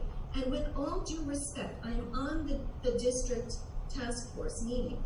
We were told in that meeting on a Thursday afternoon, going on 5 o'clock, that we could submit questions for that survey. Well, I have to tell you that at the end of a school day, many of us who are on that task force work during the day. We teach. And we're done. We're spent. We're exhausted by that time of day. So to think of questions that you want and to submit them at that time of night didn't happen. On Friday, I was trying to think of it, but many of us, again, we were teaching. We were working full day. So over the weekend, it occurred to me that we should ask a question about half day or full day, because I know, as Dr. Stefankiewicz pointed out, there are many districts that have started bringing students back more than 2 days a week. But I also know that many of them are doing it on a half-day basis. So the children are not eating in the classrooms with one another and with their staff, with the adults in the room. But I thought of it over the weekend. And on Monday, the survey was ready. It was too late. So that question wasn't asked. You don't have that information. When you're making your decision tonight, you don't have that information. And I would just caution you and implore you to keep that in mind when you are making your decisions. And I thank you for letting me go. I know I've talked over my... That's okay. No. I appreciate it very much. I appreciate your points. They're well taken. Thank you, Lorianne. Thank you. Mr. Dietrich? Okay. Stephanie Perry. Hi. I am curious about if there is a plan for students who have 504s for ADD in the middle school to come back quicker than the general population, if they don't have an IEP but they do have a 504. I would say right now those students would fall under the general education students, but we could take a look at those numbers to see what that looks like. But for right now, they would be part of the general education And they population. have been looked at. They have been looked at throughout the time. So Yeah, we've been looking at. You're right. We've brought small groups of students back already, so we could take a look at those numbers and see if that could be added to the ICR list. Okay, because ADD truly is an issue with organization. Mm-hmm. So it's very hard on the remote days for those children. We can take a look at the 504 numbers, absolutely. Thank you very much. Thank you.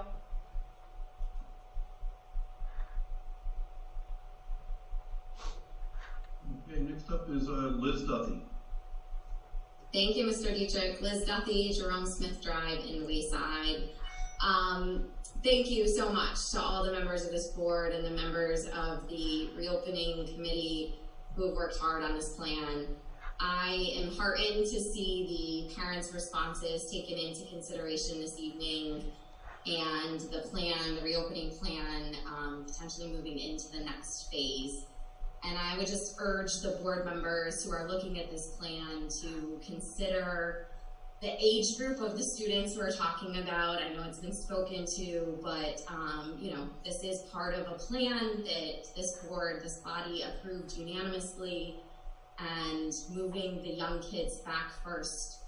That choice was made early on because we knew that they were going to be challenged based on what had happened last year at the end of the school year with those young learners. We knew it would be more difficult for them, and as the parent of a first grader whose teacher could not be working harder, I would love to see him back in the class. I see a change in my child when he comes home, and if you start to dissect data, which I love to do, you will find that that population is not a high-risk population in Ocean County or Ocean Township, Monmouth County, New Jersey as a whole, our country globally. So I think the parents feel strongly that they are comfortable with their children going back because we've heard from our children that they're comfortable.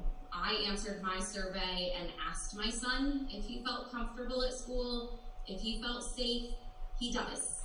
He has not once complained about other children and mask adherence, which is certainly something, if anyone has young children, they know kids love to report on each other. I would certainly hear about it if it were a concern in his classroom. And so I would urge the body to look at, you know, anxiety was high in August when we made the first choice to put kids back in on a hybrid schedule.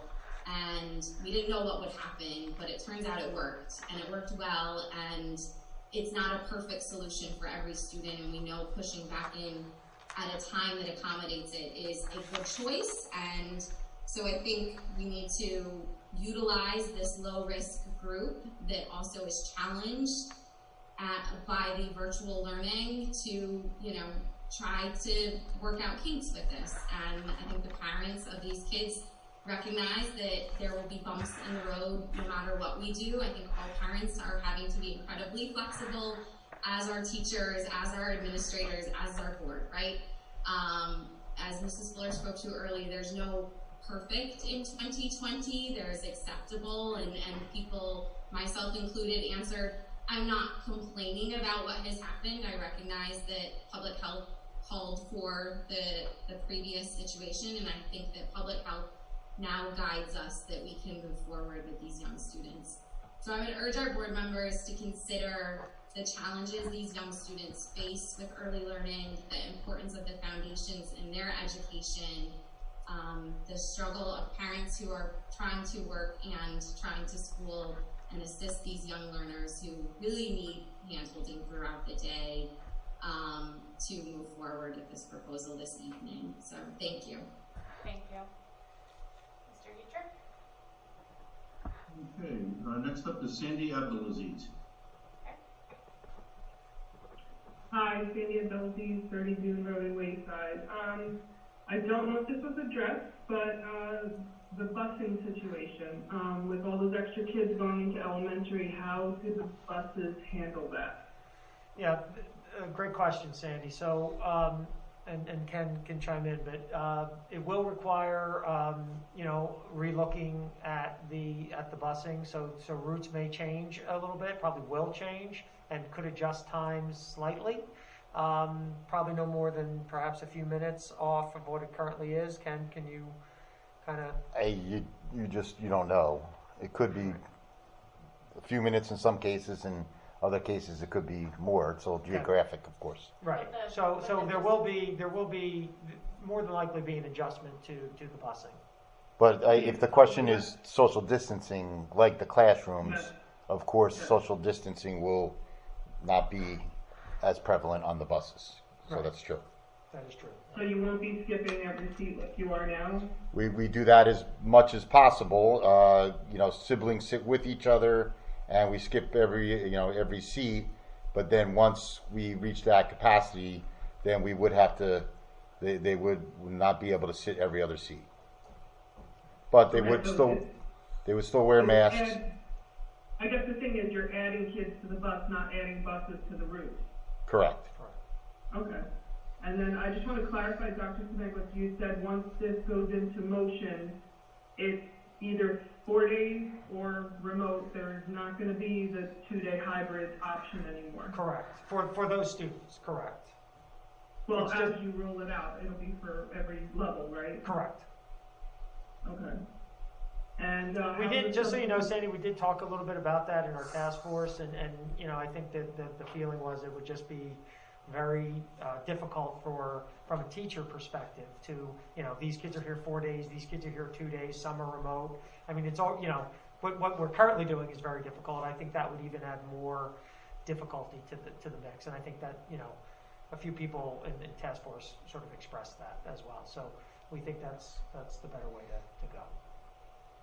Okay, and I don't know that you've actually, I know you surveyed the teachers, I heard, but I don't know that you know like who the answers are from. Like, No, do you know that your pre-K through second grade teachers are okay with this starting in 2 weeks, knowing that the numbers are going up? We, in the survey, we didn't, you know, we wanted it to be as anonymous as possible, so, you know, we asked school, but we didn't ask grade level or anything like that, since it's a smaller, you know, group of people. But all of the principals have individually spoken to their pre-K to teachers, and I you know, obviously, I think the consensus, for the most part, was positive. You know, I can't say that, you know, everybody felt 100% positive, but I think the overall consensus, and, you know, our elementary folks are on here. If I'm saying anything out of turn, please let me know. But the overall consensus of the pre-K to 2 was positive to have the kids return. I see Denise Pelayo staring at me. Would you say that's accurate, Nick, Melissa? Everybody, those three are saying thumbs up to that. So. Okay, thank you. Yep, thank you. Next up is Carolyn Stack.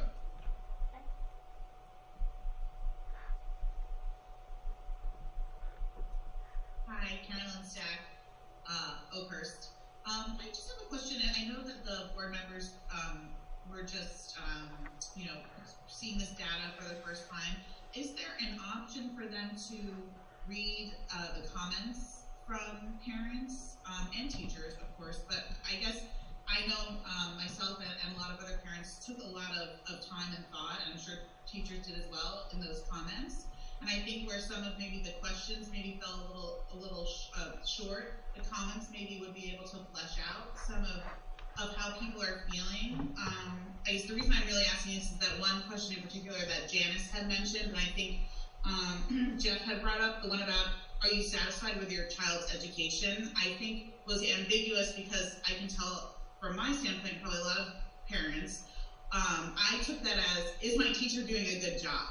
And and the teachers are doing a phenomenal job. But so is my kid going to receive a better education back in school? Absolutely, yes. So I think the question was, do you want your kid back in school because they're going to be learning more, you know, effectively? I think the answer across the board for parents, and maybe you'll see that in the comments, is absolutely.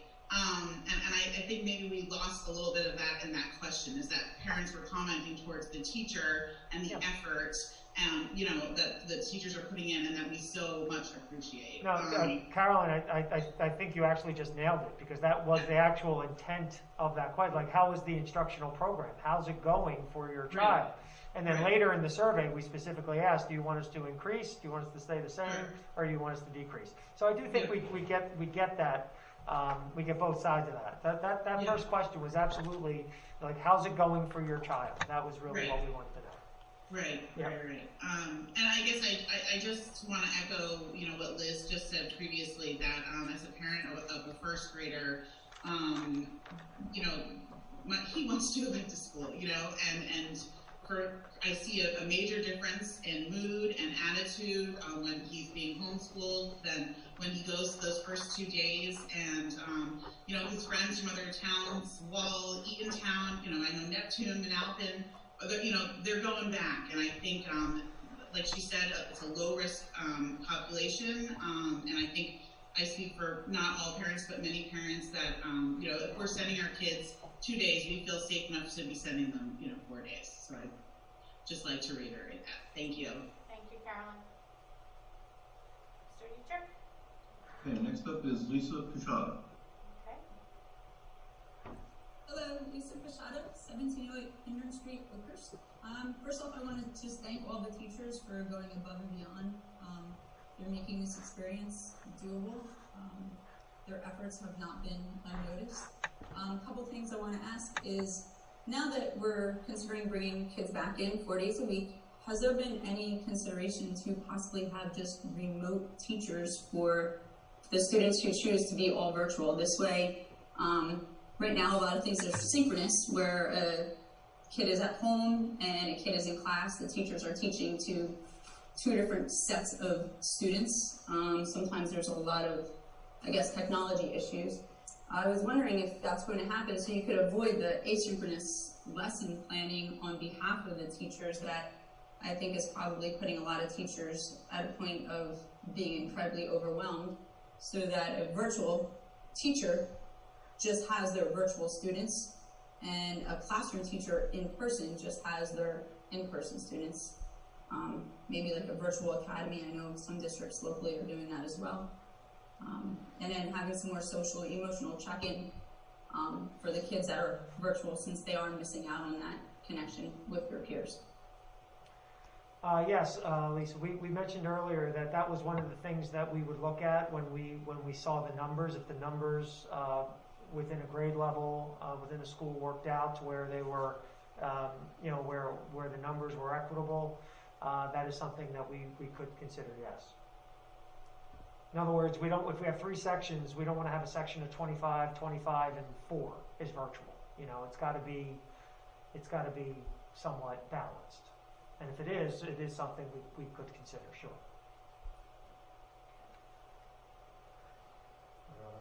Did she have another? I think she had another question, Jim. I don't know if you can unmute her again. I just unmuted her. Oh. No, I don't have another question. I like that. I mean, even if you had to pull, kids from the 3 different elementary schools together to make one virtual class, if they're following the same curriculum. And yeah, I mean, that is something, I mean, obviously, we want to try to keep kids in the school because we will hopefully one day return to some form of normalcy, and we want to try to do that. But certainly, I think we have to look at, every option. Yeah, I mean, for the educational experience for the kids, I think that the way it's working now is causing a lot of interruptions and a lot of lag time and downtime when there's disconnection, the computers are disconnecting or Zoom isn't working so well. So, to avoid that and actually have learning happening when they should be learning instead of just sitting there waiting for a connection to happen. Thank you. Yep. Thank you. Mr. Teacher? Okay, Alex Hayes.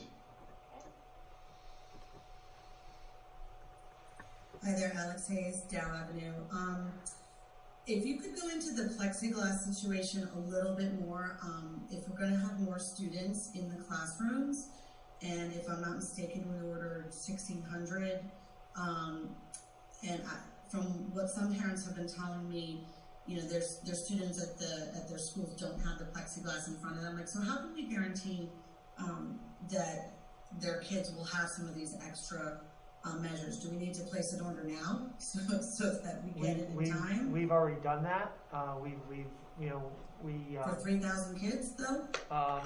What did we order? Not for 3,000, but for the lower for the elementaries, yes. For the elementary age students, we have ordered that. So we believe that by then we'll have those supplies in, and every teacher, I'll ask the principals correct me, but I think every teacher was given an allotment. So obviously, if they, it's up to the individual teachers to decide, how they use them in their classes. So that they should all have them. And if they don't have them, they could just go to their principal and ask, and if we can supply extra, we can do that. We don't have a ton of extra laying around, but we certainly could. Dare I say, rob from Peter to pay Paul? I don't know. Dare I say that? It worked that time. Yeah, that makes sense. Thank you. And I've heard from a number of parents that there's a little bit of a concern over Halloween, then Thanksgiving, then the Christmas break. Is there any likelihood that no matter what we vote on tonight, what you vote on, that there is a possibility of us instituting a 2-week virtual after one of these holidays? Parents, families are going to be traveling. How do we ensure, that everyone stays in New Jersey? Well, that we can't ensure, but what we have talked about it in our task force meetings, and I don't know that we've really been able to come to a consensus. There've been very good arguments on both sides. There are some districts that are doing a week, say after Thanksgiving, I've seen. Haslet, on the other hand, just said on Thursday they were going to do 2 weeks between the teachers' convention and I think the 20th, and then on Friday they changed their minds because their parents said we don't want to do that. I think there's been a lot of discussion about it makes sense to a degree to because we have families coming together. It was pointed out kids come home from college, a lot of those things happen. But at the same time, taking time off could encourage people to go away further. In other words, let's go on a family vacation the week after Thanksgiving, because the rates will be cheaper and it'll be wonderful, and we can do our virtual learning from Orlando. So I think there's no perfect answer to that question. But was it considered? Yes. Right now, I think we are leaning toward just making people aware that if they go away, they need to self-quarantine and remain virtual on their own for the time that they return. So that is, I think, where we are leaning right now. Okay. I have questions, but I'll defer to the end of this open session. Sorry. Mr. Dietrich? Okay. Next up is Larry Carini. Caringi. Sorry. Can you guys hear me? Yes. Yes. Hey, I had a couple of thoughts, but I don't think I need both of them now. Alex kind of just brought up what I was going to bring up. But I wanted to say that you guys are doing a great job doing this, and it's really a daunting challenge. It's a puzzle. I think the plan showed a lot of good thought. But it's a puzzle where the pieces are liquid, made of some sort of maybe water, and you're putting it together in the back of a moving car. So I think any decisions you guys make... That would be easier. Thank you. Yeah, and I think, Dr. Stefanowitz, I think, going back to your comment on snow days, it's almost like every time you make a call on a snow day, you're Monday morning quarterback to death. It didn't snow, it snowed too much, we should have had a 2-hour delayed opening, we should have released them early. So I think this is going to be that on steroids. So I hope you all have Advil, and I'm taking plenty of it. And I'm with you in spirit. But I just wanted to point out that, regardless of the number of infections in each age group, whether they're in children that are school age or above, everyone has families, everyone's mixing inside those families. So there's probably people in the district who have seniors and kindergartners, all sorts of variables in between. Selfishly, I've been closely following the cases per million in New Jersey, and specifically in Monmouth County, since July. I have a dream that I'll be able to go skiing this winter in Vermont, and they're very strict on letting people go up there. I can tell you that, literally every week when it comes out, I go to the website, it's Johns Hopkins data. In August, the numbers were going down, and I was getting encouraged. We were at 490 per million, right? 400, I can go to Vermont. As of today, when they just came out, we're up 25% week over week, and it's at 2,400. So to me, the decision to go back in October may be premature. It may be premature from the fact that we're seeing a trend like this. Okay? And whether it's not affecting Ocean Township, I think someone said before, teachers live in Monmouth, Mercer, Ocean, wherever, it's a real concern. I think if you look at everything, governors, people that run the states, everyone says data. What the survey is feelings. It is 100% feelings. It's how do we feel? Who wants to go back? Who wants their kids to go back to school? I want my kids to go back to school. It's miserable having them here because they want to be there. And it's very hard, and their behaviors absolutely changed. But that survey is feelings, it's not data. So I just want to point that out. And I also want to point out, that those traditional mixing events, Halloween is a big one. So why go back to 26th? Can you push that out a little bit further? Is there some sort of a... Well, honestly, the problem is between Halloween, Teachers Convention, Thanksgiving, we if we're going to push, we would push to mid-January. I mean, it's a tough one. I hear you, though. I mean, it's a great point, but these next couple months, it's just like, event after event after event after event, Halloween's a good example, though, because people really don't go anywhere for Halloween. But I can tell you that no matter how hard I try, there will be neighbors drinking beer in my driveway. There will be kids running through my house. There will be the whole neighborhood coming together. It's one of the biggest sort of coming together events, and I don't think it's going to be stopped in ways that we hope it would. So I would just leave that out there. And I really do think that the week after, regardless of those people that are going to go to Florida for the extra week or do whatever they're going to do, I think it's something that needs more consideration. There's always exceptions to the rule, but if the majority of the people can be honest and upstanding people, which I think we are here, that can have an impact. And just a week, let's see if you go to grandma's for Thanksgiving and 2 days later you get COVID, or 4 days later. It's another way just to delay and see what happens. But again, the puzzle's incredible. I don't mean to throw more Oh, we appreciate the comments. Thank you. Yeah, so thanks for everything you do. Yeah, thank you. Take care of your cat. Yeah. All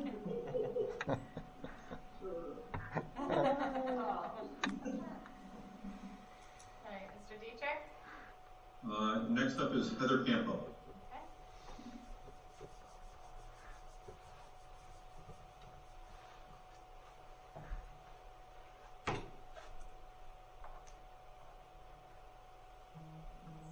Hi there. So my question is, as we've heard from many teachers that are on leave, especially with teachers FMLA coming to a close, that's going to expire soon, and teachers are under a lot of stress and now maybe a little apprehensive to return with more students in the classroom. I'm worried about how many teachers may now request leave or extend their leave and decide not to come back. For example, I have a daughter who is being taught a class by the department head, who's just assigning assignments at this point. So staffing is my biggest concern right now with the feeling of the teachers. We don't know if this would result in more people taking leave. However, just as a reminder, that the FFCRA, which is what most of these leaves are under, does expire as of December 31st. That law doesn't exist after that unless it's extended. That law, which is allowing teachers and others, not just teachers, but any others to take leaves for COVID-related issues, doesn't exist after that. So. If the that would be up to the federal legislature to extend that if they were going to. There's a number of question marks as it relates to leaves as we approach the next couple of months. But remember, at the high school level, where I think you might be speaking, or secondary high school level, we are not talking about bringing the majority of those kids. Those kids would not be coming back except to add another day. We're not expanding the class sizes there, just the younger grades at this point. Okay. Mr. Dietrich? Next up is Cindy White. Okay. Cindy White, first. Two things. The first is you have no data in front of you and no plan for the students with 504s that was brought up earlier. recognized by the board the significant addition or removal of kids with IEPs and pushed into 504s in the past year. So there's a very large population of students who academically require these services, but we're not even taking them into consideration, all because they've been shoved into a different category. So I think that even if you do chunk this plan, which it was my next point, and talk about, okay, let's just talk about the pre-K to 2. Now, even if you do take this into chunks, you still have an unknown number of students who are definitely experiencing learning loss and who are widening the gap. So I really urge you to make sure that you have all of those pieces of the puzzle before you make such a broad vote tonight. And, you know, Larry kind of lent to it. Everybody had a piece of it, and everybody's right. This is not easy. And we agree and we understand. But the staffing issue, too. You don't know what the staffing numbers are right now to be able to say that we're going to bring these kids back to 2 weeks. If we're talking about pre-K to 2, then maybe we should make sure that we're going to have staffing for pre-K before we bring them back and have no teachers. Some of the lack of staffing, I mean, we have kids in elementary school who aren't receiving curriculum mandated instruction because we don't have staff for it. So to vote on it today without having those 504 kids in the plan, without having the staffing issues recognized, I'm not sure that you would be doing the true service that you intend to be doing, pushing these kids back. I don't disagree that they need to go back, but I think we need to make sure that everyone's needs are being met as you're making that vote. Well, I wouldn't say, well, we don't know the number of 504s. I'm sorry. I would say that the 504 students have been brought up since August. I mean, I feel like they've been brought up. It's been brought up. Yeah, well, there certainly is a plan. They're included in with the general education students, but Right. we, you know, I think we, you know, established this evening that we could certainly look at those numbers and see if, you know, that could be. But my you know, point is they haven't not been looked at. Oh, They've no, been of course. looked at throughout the time, and, Right. and they've been spoken about. 504s, we talk about students with medical needs. Now we're talking about students with academic needs and, I understand. and educational needs that adversely affect their education that we didn't have in this district before. I understand. But now those kids fall under that umbrella. Okay, thank you. And You're your welcome. staff, the staff one, I'll let Dr. Spanquist speak to. I mean, go ahead. I mean, I know Yeah, you well, said like, that you know, I mean, principals- obviously, it's you can never know for sure. You know, you could say, are you going to take a leave, and somebody say no, and then they turn around and take a leave, or vice versa.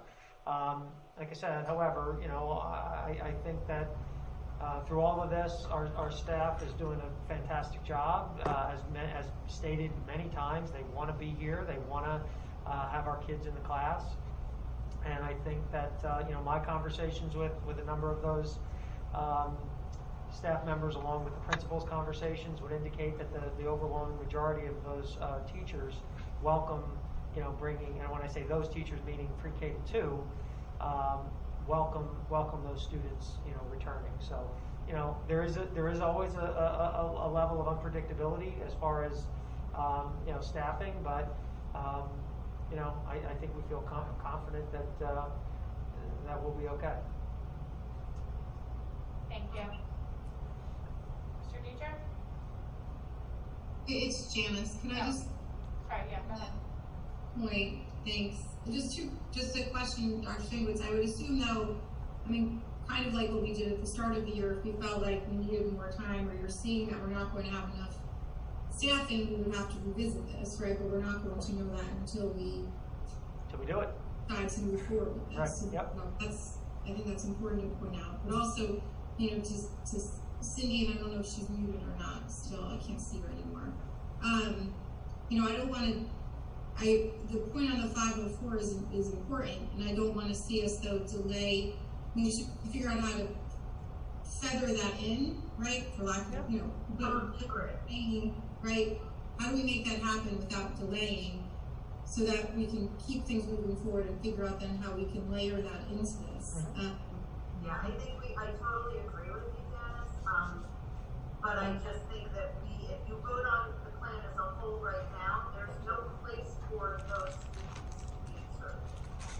to be pulled in sooner. So, and that's why I'm saying maybe it would be best to chunk, only vote on that October 26th first. And then next week, when you can gather more information, then vote on next piece. Because once we get to that October, November date, then we're really talking about the majority of elementary being in school. And we're only leaving out the intermediate and the high school. So maybe that's when we need to bring them in. So the elementary 504, at the latest, at the latest, right, and somebody correct me if I'm wrong, right, because I have too many screens open. The elementary 504 students at the latest would go back in November. Right. And so if we delay voting on that piece of this, if we only do the early and don't, the pre-K through 2, and we push off 3rd and 4th, we actually probably risk delaying when the elementary 504s come back. Because as of right now, if we vote on the full plan, the elementary 504s will come back on that November date. But if we push this off and don't vote on it until October 27th, that might push that date back for them to be I agree. I hate to see any other progress be lost. Right. But I'm just urging you to find a way in your discussions or in your vote to make sure that those kids are, for the secondary level, are included in the conversation. Right. So I think we'd have to balance that, right? Because if we delay on the vote, we'd actually run the risk of delaying the elementary 504s in 3rd and 4th grade from coming back on that November date. So we should perhaps figure out a way, if that's the way we vote, to make a priority for our next meeting to have a separate discussion on the 504s for the 6th through 8th, everyone help me, right? 6th and older, and how that might get accelerated as opposed to the other. We can definitely get more information at the next meeting about the that logic doesn't hold water, because if we're basically saying that we can go for the plan, but if we see something not so great happening, we can stop the plan. But yet, if we vote in segments, we can't figure out a way, if we think the world is going right, to accelerate the plan. Although that doesn't hold water at all. That's not what I'm saying. No, I'm saying but there's enough board meetings, there's enough board dates in place to make sure that we don't forfeit the November 16th plan. There's enough meetings in place to make sure that. No, but I just want to make sure that I'm addressing what Ms. White raised in terms of the 504 students coming back to school. Right now, they're included with the general ed population. So the 3rd and 4th grade 504 students would be coming back in that early November date. If the question is accelerating that, we can have that conversation. Accelerating it for the 3rd and 4th probably isn't possible more than it already is on the November date, and I wouldn't want to risk delaying that. If the conversation is then figuring out how we can accelerate the return of the 504 students in grades 6 through 12, then that's another conversation that we can have. But we have to look at it and say, is it realistic to say we're going to accelerate it beyond what's already in the schedule for grades 3 and 4? I don't know that we could say that it is, right? And I see Ms. White, who now I can see, is agreeing. It's the question of how do we figure out if it's feasible and appropriate to accelerate it for grades 6 through 12. So those are two different conversations, and there's not a mechanism per se right now to do that, so we need to figure out a way to do so. Up to this point, just to remind, we have, without readjusting the plan, we have been looking at individual populations of students, Wilson reading students, POR students in certain grade levels, and we have been adding students back into 4 days a week, sort of on a rolling basis.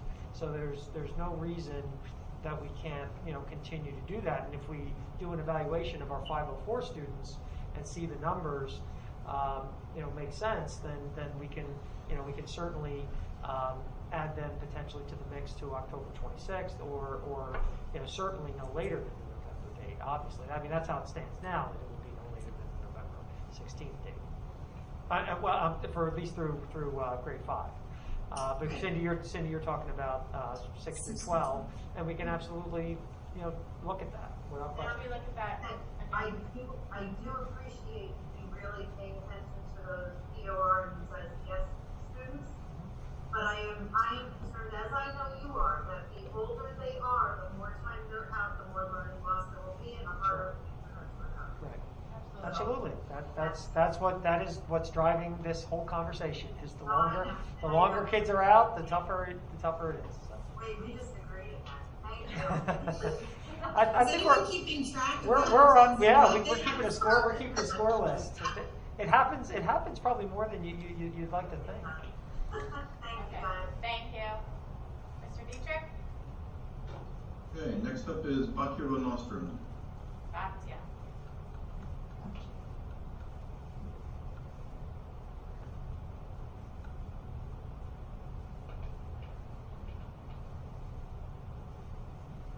Okay. Am I on mute? Nope, we can hear you. Okay. Batya Van Nostrand, in Monmouth. So obviously, I echo everyone else's sentiment. This is not easy, and on my end, it's going pretty well. So thank you. I wanted to say we had at the high school, a college, like the senior visit with the guidance counselor, and that went really, really well. We did it, I guess, via Zoom, but I think I love everything on Zoom. I hope we never have to go anywhere again. My question is, and I don't think this may have been addressed, but I'm not sure. With being back on the 4-day schedule, and if kids are remote, and it seems like they'll stay with their teacher, or they won't, or you're not sure yet, because if they're back but some are remote, aren't the teachers still doing the synchronistic teaching? That's kind of the question, I guess. That's what we were. I'm sorry, Bob, I'm sorry. Just so I understand, you're asking that, say, if we go back to 4 days and we have a group of students who are still remaining all remote, would we consider making just say a section of all remote students? Is that what you're? Well, that's not what I'm saying, because I know that you have said you would consider that. Okay. But is there any possibility that they would just stay with their class, yes. or no? Because yes. Okay. And then would that just depend on your staffing? Well, I think a lot would depend on you know, how the classes break out in terms of numbers. That was something we looked at over the summer, and when we got the numbers, you know, we saw that there would just be a lot of inequities. You know, there are certain grade levels where you have only 10 kids within one school, and like I said, we do try to keep the kids in the same school. But you know, you'd have, you know, like I said, 24, and 10. And you know that we didn't think that was the right thing to do for our students or our staff. That you know, that just was you know, not equitable. So I think once we know the new numbers, I think we have to look at that. But you know, it also, you know, we have kids who have been with teachers now for several months and are used to those teachers and develop relationships with those teachers and connections with those teachers. And to just pull them out of that, I don't think is the best situation either. No, I'm all for them staying. Right. So we would look at everything and weigh it all out. You know, I mean, there's. But the question was asked, would we ever consider looking at, say, an all remote section? And the answer to that is yes, we would consider it if it made sense. But you know, what you're pointing out is also a very fair reason to you know, not consider that. You know what I mean? So I think once we see things and talk it over and put it out there, we'll be able to make a decision of how. Okay, and then so like to that end, I mean, I have a third grader, so I just assume by the time it gets to November 16th, everything will have changed, and you know, we'll probably all be on lockdown again, God forbid, in time. But so let's say you have a kid who is in, like, you're back in school, and then someone has an exposure to coronavirus, and then they have to quarantine at home for 14 days, the students. Then are they, because I guess what I'm saying Yeah, is I think we would maintain are that all that the student, teachers right, and that's, I think that's, teaching synchronistically, I guess is what I'm saying. right, well, I think that's to your point, I think it's gonna be difficult to not have, to completely eliminate that, because, right, for example, we Right. would want that child who's home quarantining to still be able to access education, right? Right. And so what are they gonna do? Go to the all virtual section for 2 weeks and then come back? That doesn't make a lot of sense, right? So there are a lot of pieces to the puzzle that, you know, there's all kinds of moving parts. It would make sense for that student to stay with their teacher. But one of the reasons you would want to do a virtual section is to try to alleviate that stress of the synchronous delivery of instruction for staff. You know, you're either focusing on all remote students or you're focusing on all in-person students. But to your example that you just gave, that's a great example as to why, you know, it would be difficult to eliminate synchronous delivery altogether, even if you created a virtual section, or two, because you know you wouldn't want to do that temporarily. That would not necessarily be in the best interest of a student. Right. Okay, so thank you so much, and I like things how they are. My kid definitely, my youngest has never been an I love going to school kid as much as my older two were when they were little, and he every day is like, can we just kind of want to go back to school? It's so much easier. But I definitely have concerns about bringing everyone back into the classroom. But I mean, I know that you make the decision that, like all of you said, you know, is in the best interest of the most people. So thank you. Thank you, Batia. Mr. Dietrich? Next up is Mike Riley.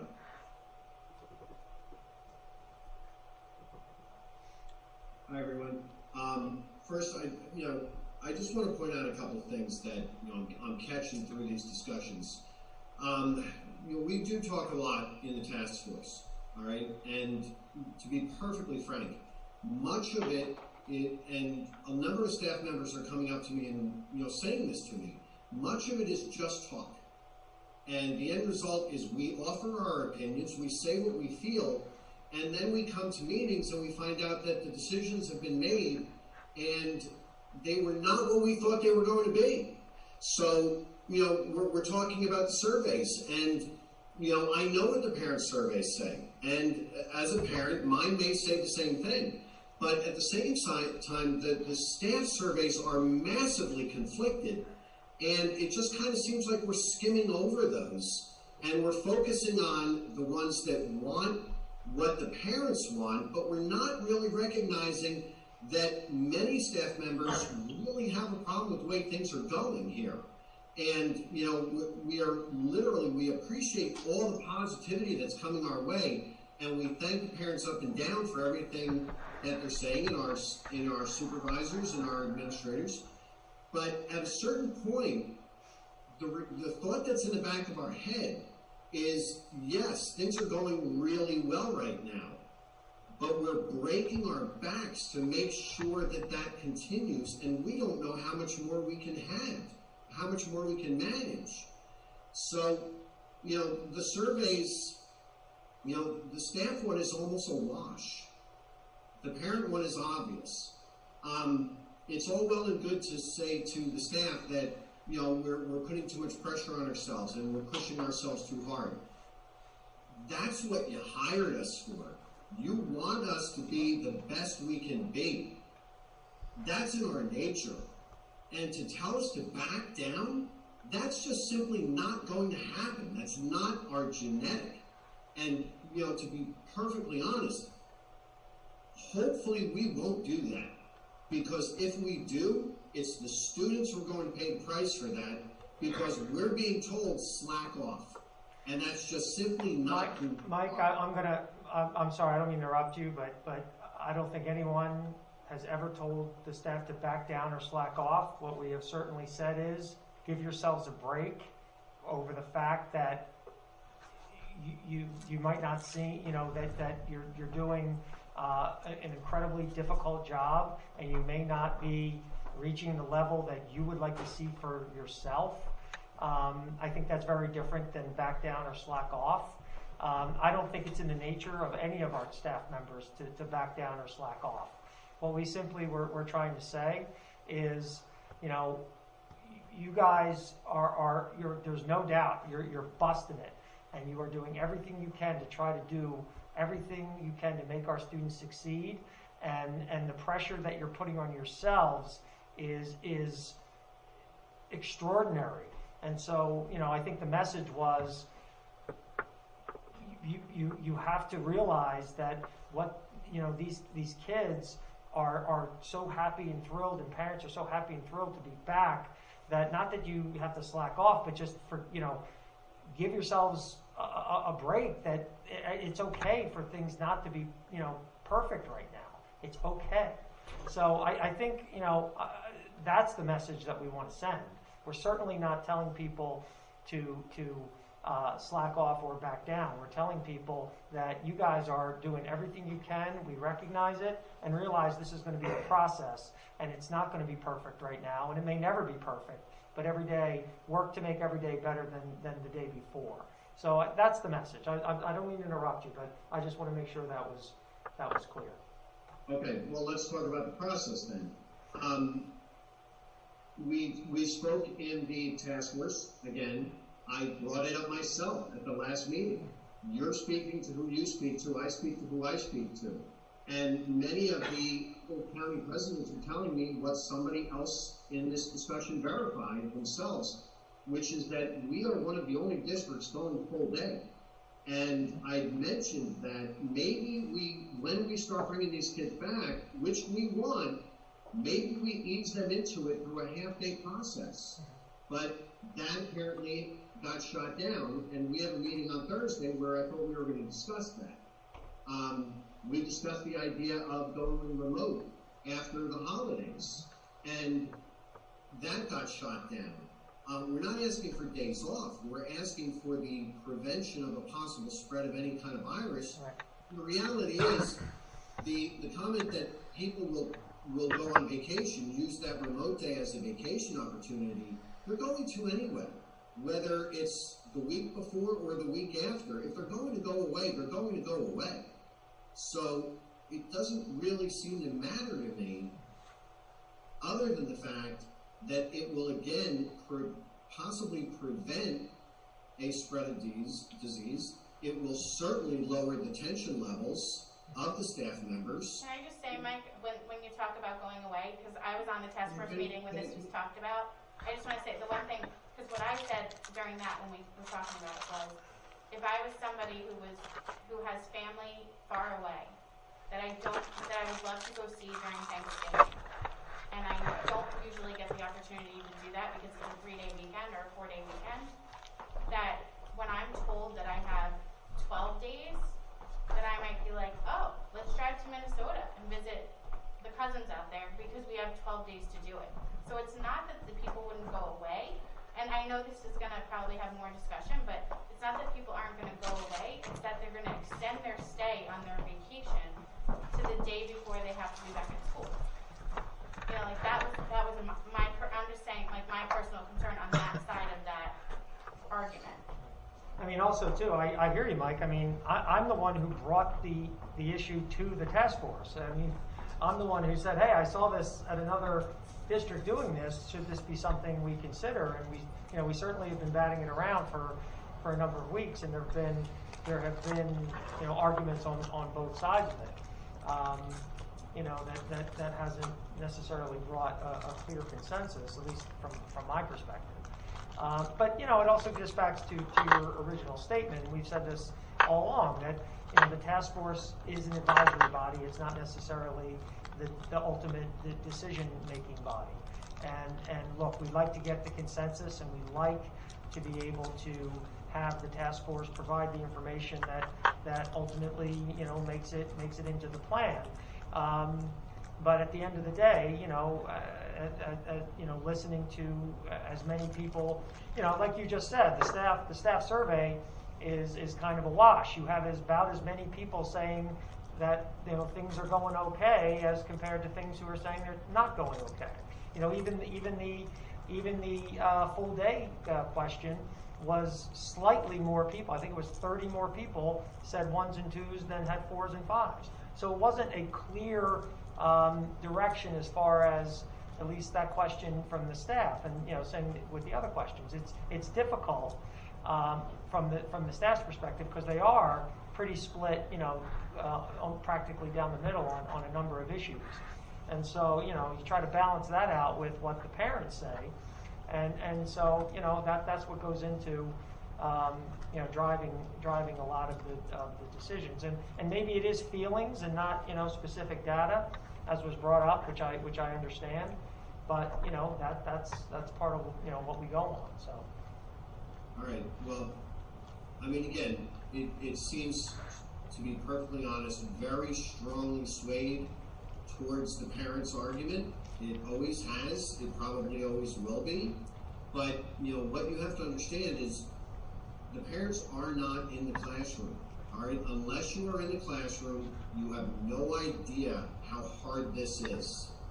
And to increase numbers while still maintaining students at home is not going to solve the problem. It's going to make it worse. So here, when we have someone suggesting remote staff for remote students, I can't believe that that's ever going to happen, because a number of staff members were literally told today that although you expressed a sincere interest in teaching remotely, that's not going to happen. Right. Well, you and I talked about that the other day, and we talked about what the reasons for that are, and by the way, I think if we were talking about remote sections, it may not mean that the teacher is not in school.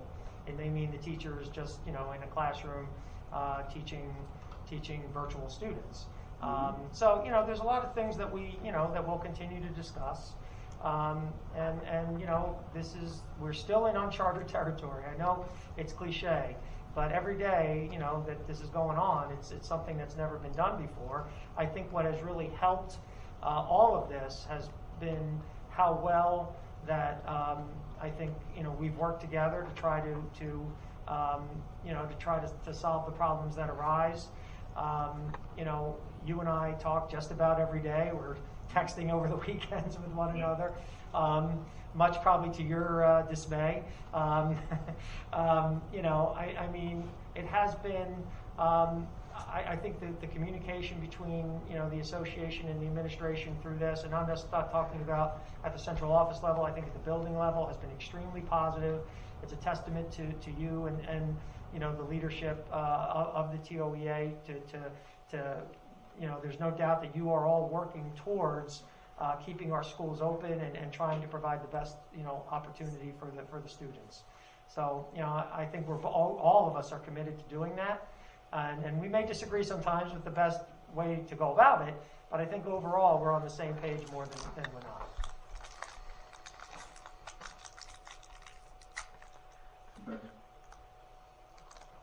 Thanks, Mike. I guess that's all I have. Thank you. Thank you. Sorry, it's freezing in here, so I just got up to make it a little warmer. So it wasn't. Yeah. Go ahead, Mr. Dietrich. Who's next? Next up is Susan Green. Okay. Good evening, everybody. Susan Green, Cambridge Way in Ocean.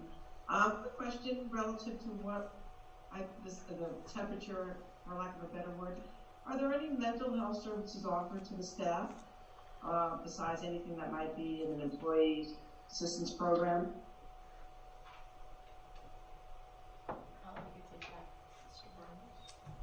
I apologize. Can you repeat that question, Susan? Mental health services offered to the staff besides the EAP? Our wellness committee is, we have representatives from the buildings who are offering kind of like drop-in sessions for staff members, both on group capacity and also individual capacity, to work with our counselors, work with our wellness committee team members.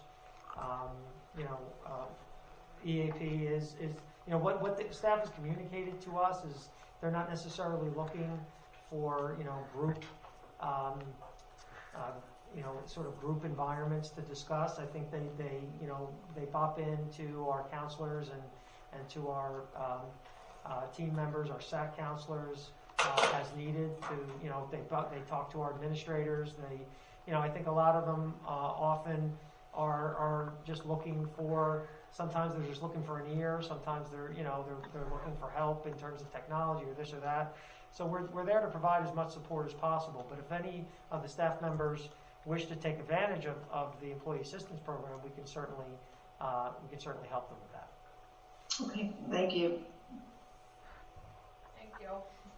Sorry, piece of chicken. Okay, circling back to Alex Hayes.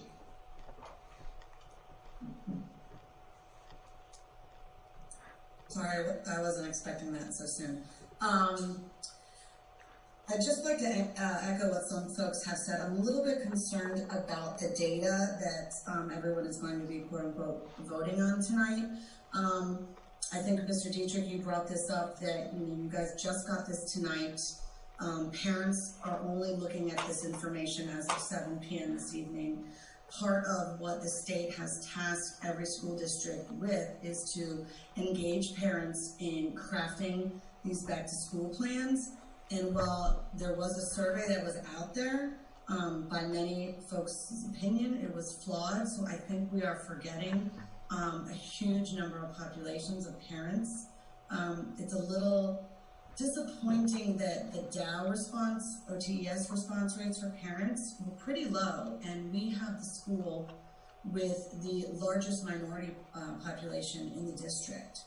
So I'm a little bit concerned that we are missing a lot of minority parent responses, and that they're not being considered. We're certainly not asking that. What's your minority status? What's your special ed status? In these surveys. When the survey came out, I'm not sure parents really understood what was going to be possible. I don't think I knew that we could be going to 4 days, full days, half days. So I think it's a little confusing with the baseline small amount of data that you have, and you even said, Dr. Stefankowitz, that the principals are going to be crunching more data later on, but yet you all are planning to vote on this tonight. I here was thinking that teachers might be able to teach remotely, and I thought that was kind of implied in all these discussions, but Dr. Stefankowitz, you just said you're not going to let that happen. No, what we said were teachers could teach remote students, not that they would teach remotely. I'm talking about if the numbers are such where there could be a section of virtual students. You wouldn't need to have a teacher teaching remotely. They would just, teach students. Okay, that part wasn't clear, so I thank you for clarifying that. Sure. As a parent like Batya is of a third grade parent, I'm here wondering why isn't third and fourth grade? I just think that there needs to be more communication with some of the parameters of what is possible with these parents in order to even gather more of this data. And I don't think there's been enough data crunching in order to make a decision tonight. I'm no statistician, I don't pretend to be, but I think a huge percentage of this analysis needs to be on the parents who have selected full remote. And you even said, Dr. Stefankowitz, that you didn't break that down. And like Mr. Riley said, I don't think the teachers' data is being as considered. And I'm not suggesting that you guys, necessarily make a special meeting. But I don't think this should wait until the 26th. That's not what I'm saying. I just do think that voting on this preliminary data is premature. And I think you may want to ultimately you will ultimately come to the same conclusion if you get 20 more pages of charts and whatever, but I just don't think you have the full picture here.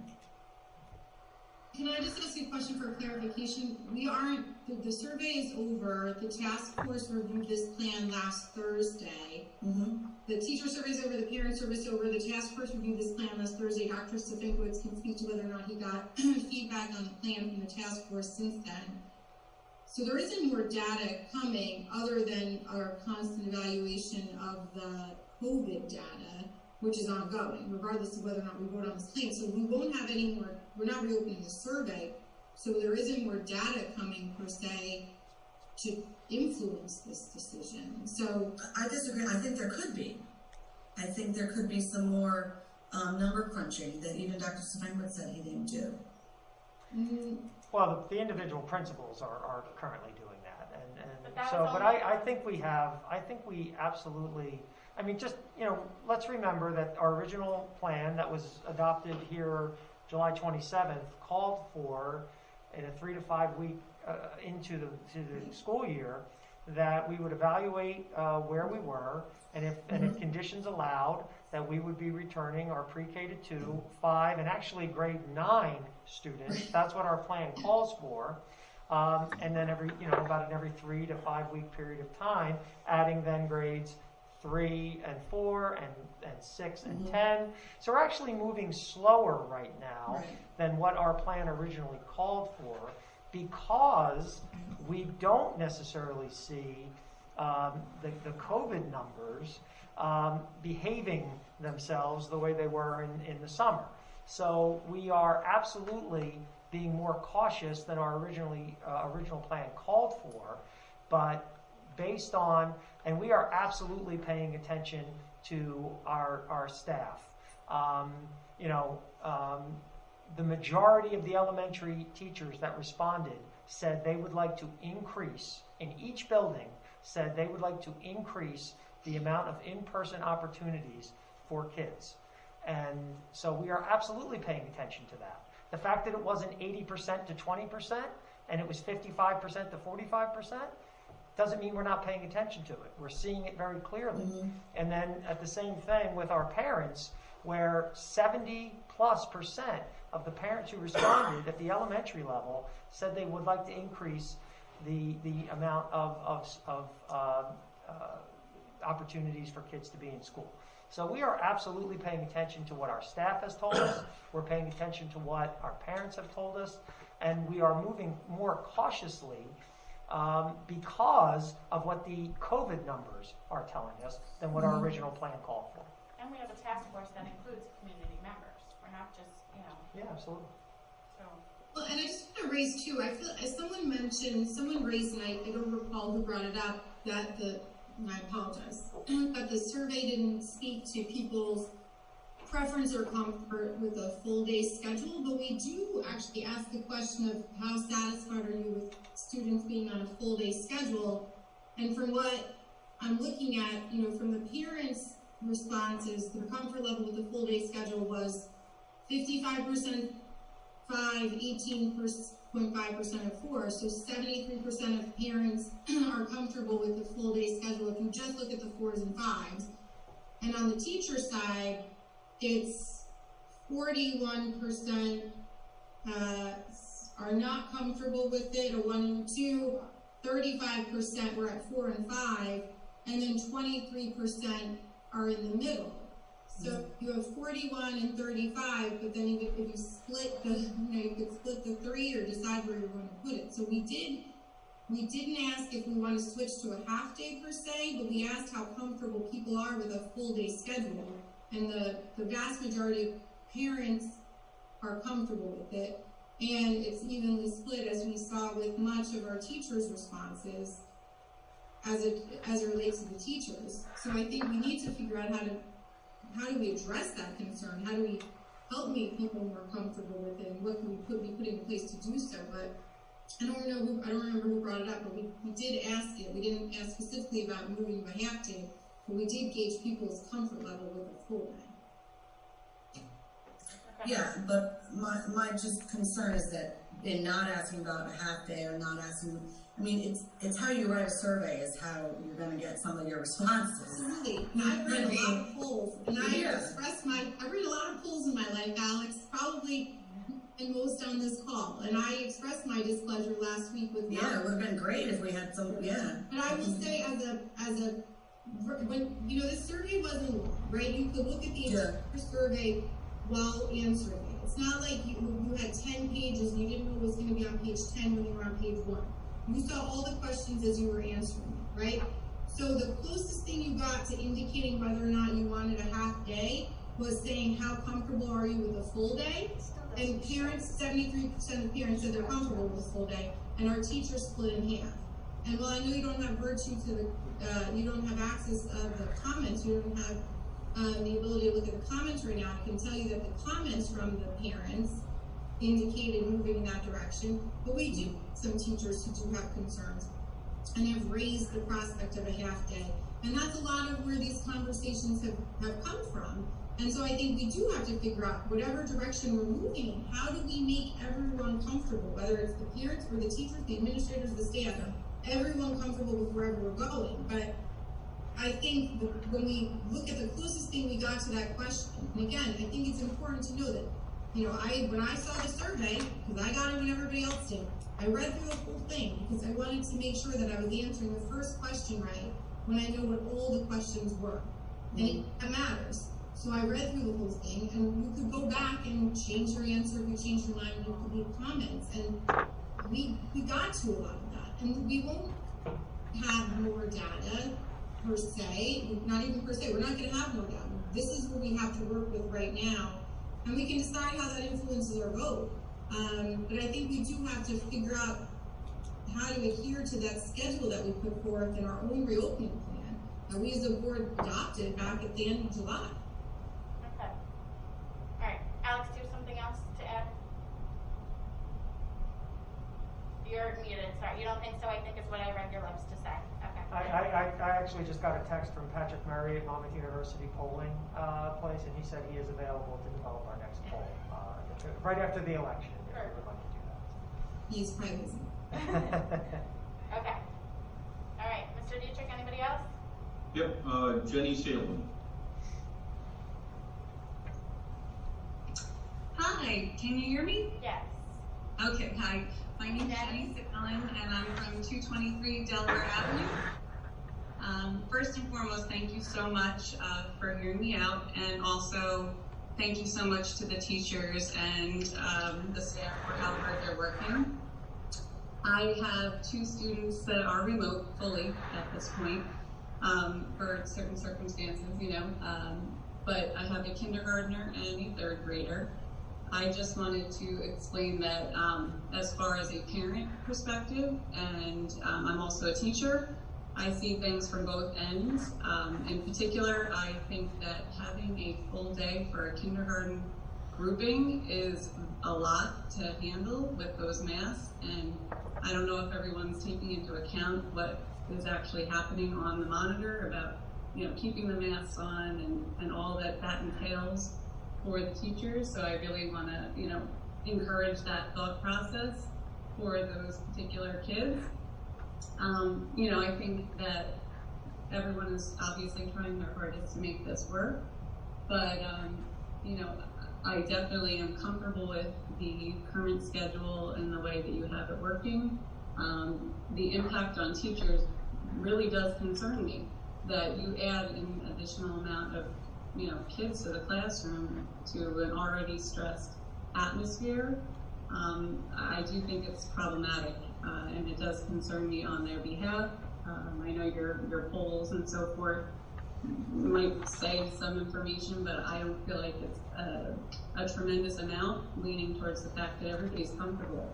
So, you know, if you look at that information and then say, well, who are we going to be left with that is actually going to stay, I would be concerned. So that's just my thought on it. I just wanted to express, but also, you know, let you know that I was very happy with the current setting. And I know a lot of parents are very happy with the way you're running things currently and don't necessarily feel like rocking the boat right now is the greatest idea. So I appreciate you taking that into account. Thank you, Jenny. Mr. Dietrich? That's it. Okay. Great. So we'll move on to our action items, approval of minutes. Dr. Marshall?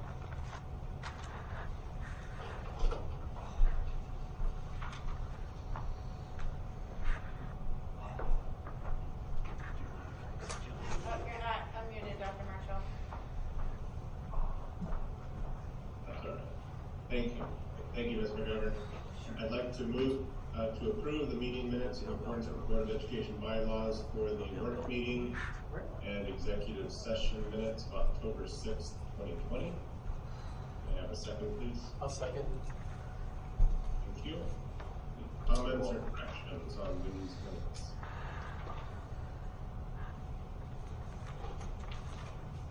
Hearing none. Ken? Okay, all in favor? Aye. Aye. Anyone opposed? Any abstentions? Motion carries. Thank you, Dr. Marshall. Policy 2464. This is a discussion item on the second reading of the revisions to policy 2464 of gifted and talented students. Yeah, this is just another discussion. I think Ms. Weldon had explained it last meeting, but this is the second reading, and so if there's any more discussion, if not, it goes on to the approval for next, the regular meeting, the 27th, will be on for final approval and adoption of this policy. Anybody have anything to add? No? Okay. Thank you. Going on to financial management and resource services, Mrs. Gilman. Yes, Mrs. McGovern, we have 7 action items to discuss this evening. 8.1, use of facilities. Move to approve the use of facilities as per the attached memo dated October 13, 2020. 8.2, a donation of chairs. The Board of Education and Administration will discuss the donation of approximately 93 green stackable chairs and approximately 10 office chairs for Mr. John Adamitis on behalf of the Department of Veterans Affairs. 8.3, fuel, oil, diesel, and gasoline.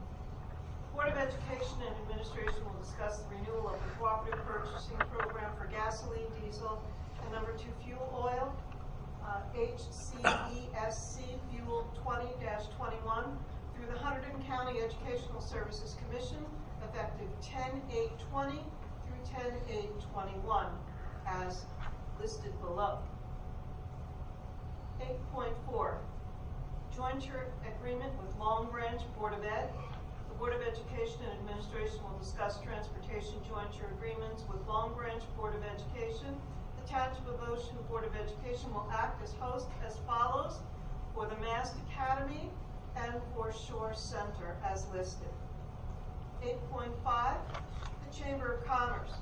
Board of Education and Administration will discuss additional rent forgiveness for the Greater Ocean Township Chamber of Commerce as listed. 8.6, 5-year comprehensive maintenance plan. The Board of Education and Administration will discuss the comprehensive maintenance plan as per NJAC 624 and the annual maintenance budget amount, M1, per NJAC 626-12.1 as per attached. 8.7, discussion of use of facilities. The Board of Education and Administration will discuss the indoor use of facilities of outside groups for the month of November and or beyond. Mr. Generone, comments? Okay, if it's okay, I'll go in order. The use of facilities, which will be up for a vote tonight, is just one outside use with the township. Items 8.2, I certainly want to thank Mr. Palutis, a past board member. This comes from where he works, and I know it's going to be heartbreaking, but you may have to say goodbye to the chairs we're sitting in now that have been here for a very long time, because we have some free donations of chairs that are in better shape than what we're sitting in now. So that. Is there worse? Are we making them red? We sat on cinder blocks. So these the metal chairs will be going to Mazda to get as much as we can for the metal, and that'll be the end of these chairs. And in about 3 days, I think we're picking everything up from the building. Hey, Ken, you make sure. I told Mr. Palutis he had to make those green chairs red, though. Yeah, so you may not like the color, but they certainly will be more comfortable. That's for sure. That's for sure. Okay, so that's a donation, and 8.3 is an annual bid, cooperative bid that we go out for, and the results are good. We're slightly lower rate than last year. That's for our vehicles, for our diesel fuel and regular fuel. So that's a good thing. And joint year agreement transportation, like we had last week, we see these in usually September and October, where we're joining cooperatively with local school, other districts to share costs and bring down our costs for outside transportation. And then the Chamber of Commerce, I think we should probably come back into that. And then the comprehensive maintenance plan is a state requirement where we these forms it's a routine collection of data that the state requires after we're funded on a referendum, that they require us to keep a certain level of maintenance for our buildings. So that's what, if you look at the forms, the attachments, that's what it bears out. And there's a formula as to how much maintenance we have to budget every year. And Mr. Dietrich has it up on the screen now. And of course, we budget more than the minimum required to keep up the building. So the concept is that we have a referendum, we build these buildings, and the state gives us some grant funds for those buildings, and then they require us to keep them up, to maintain them, so that asset doesn't go to pot, as you would say. And then the last one is the use of facilities discussion. We touched on it last week, and so this week I've attached the facilities policy, and we wanted to discuss the use for November at least. How we're looking for November, and again, this is just for inside use of outside groups. So inside use of the buildings for outside groups for the month of November. We'd like to come to a decision on that, so that of course I could be prepared and answer people when they request the use of facilities. Have we had any requests for November yet? Not yet. But some of those groups want you to call them when we're open. Yeah, and a lot of them are. It's not just for November. It's they like the church. They run every month, so I'll let them know that we're still not good for November. So it's not that they're specifically asking for November. They've been asking since September. So. And there are other groups that we talked about. There's a Taekwondo tournament that usually happens, and there are other routine things that happen. Boy Scouts, Girl Scouts, things of that nature that I'll want to let know whether they need to continue another place. On the use of facilities write-up, should we have something in there that says that participants have to abide by any CDC or district health and safety rules? Yeah, I think that was I think once we decide to let people back, I think that's when we should definitely. Oh, I didn't know if you wanted that included. I mean, all these other things. I know we wanted to start looking at that because I think that was a question, and so we wanted to start reviewing the policy. I don't know if we need to decide that tonight, unless the board is ready to let people utilize the building. That's the first you want to know. Yeah, I think that's the way I would look at it in stages. If we're ready to allow people to come back, then we definitely want to address the policy. If we're going to say that nothing for November, and then we'll address December in mid-November again, like the same scenarios we're doing now, then that could be reviewed for next week. What's your thought on having? My thought is based on the custodial group. What they would have to do. I would say not yet. I would suggest waiting, reevaluating, after the second week in November, and looking to see December and see how things are going then. My personal opinion is, if we can't get our students back, we shouldn't be. All right. My personal opinion is that once we get all of our students back, or to as close of a number as possible, personally, that's where I stand. I don't feel like we should bring any groups in until we have our own kids here. I agree. Is that consensus? I mean, it's not really on for a vote because you vote to approve, not, unapproved. I just more agree that you don't think that you want to bring them back because of whatever the custodial work is going to be or whatever. Right. Mr. Dietrich has something he wants to add. No, I agree. I don't think we need to add any other variables to the equation at this point in time. Yeah, I think that's the key, additional variables. You agreed, and I was like, really, Mr. Dietrich? I'm saying no, let's not open it up yet. So do we want to still revisit this as Ken saying monthly, or do we want to say once we have more students in, then we'll make the decision?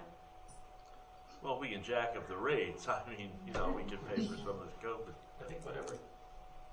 I think we leave it on monthly like we had agreed to before, and every month we could just say, oh, let's start talking about it.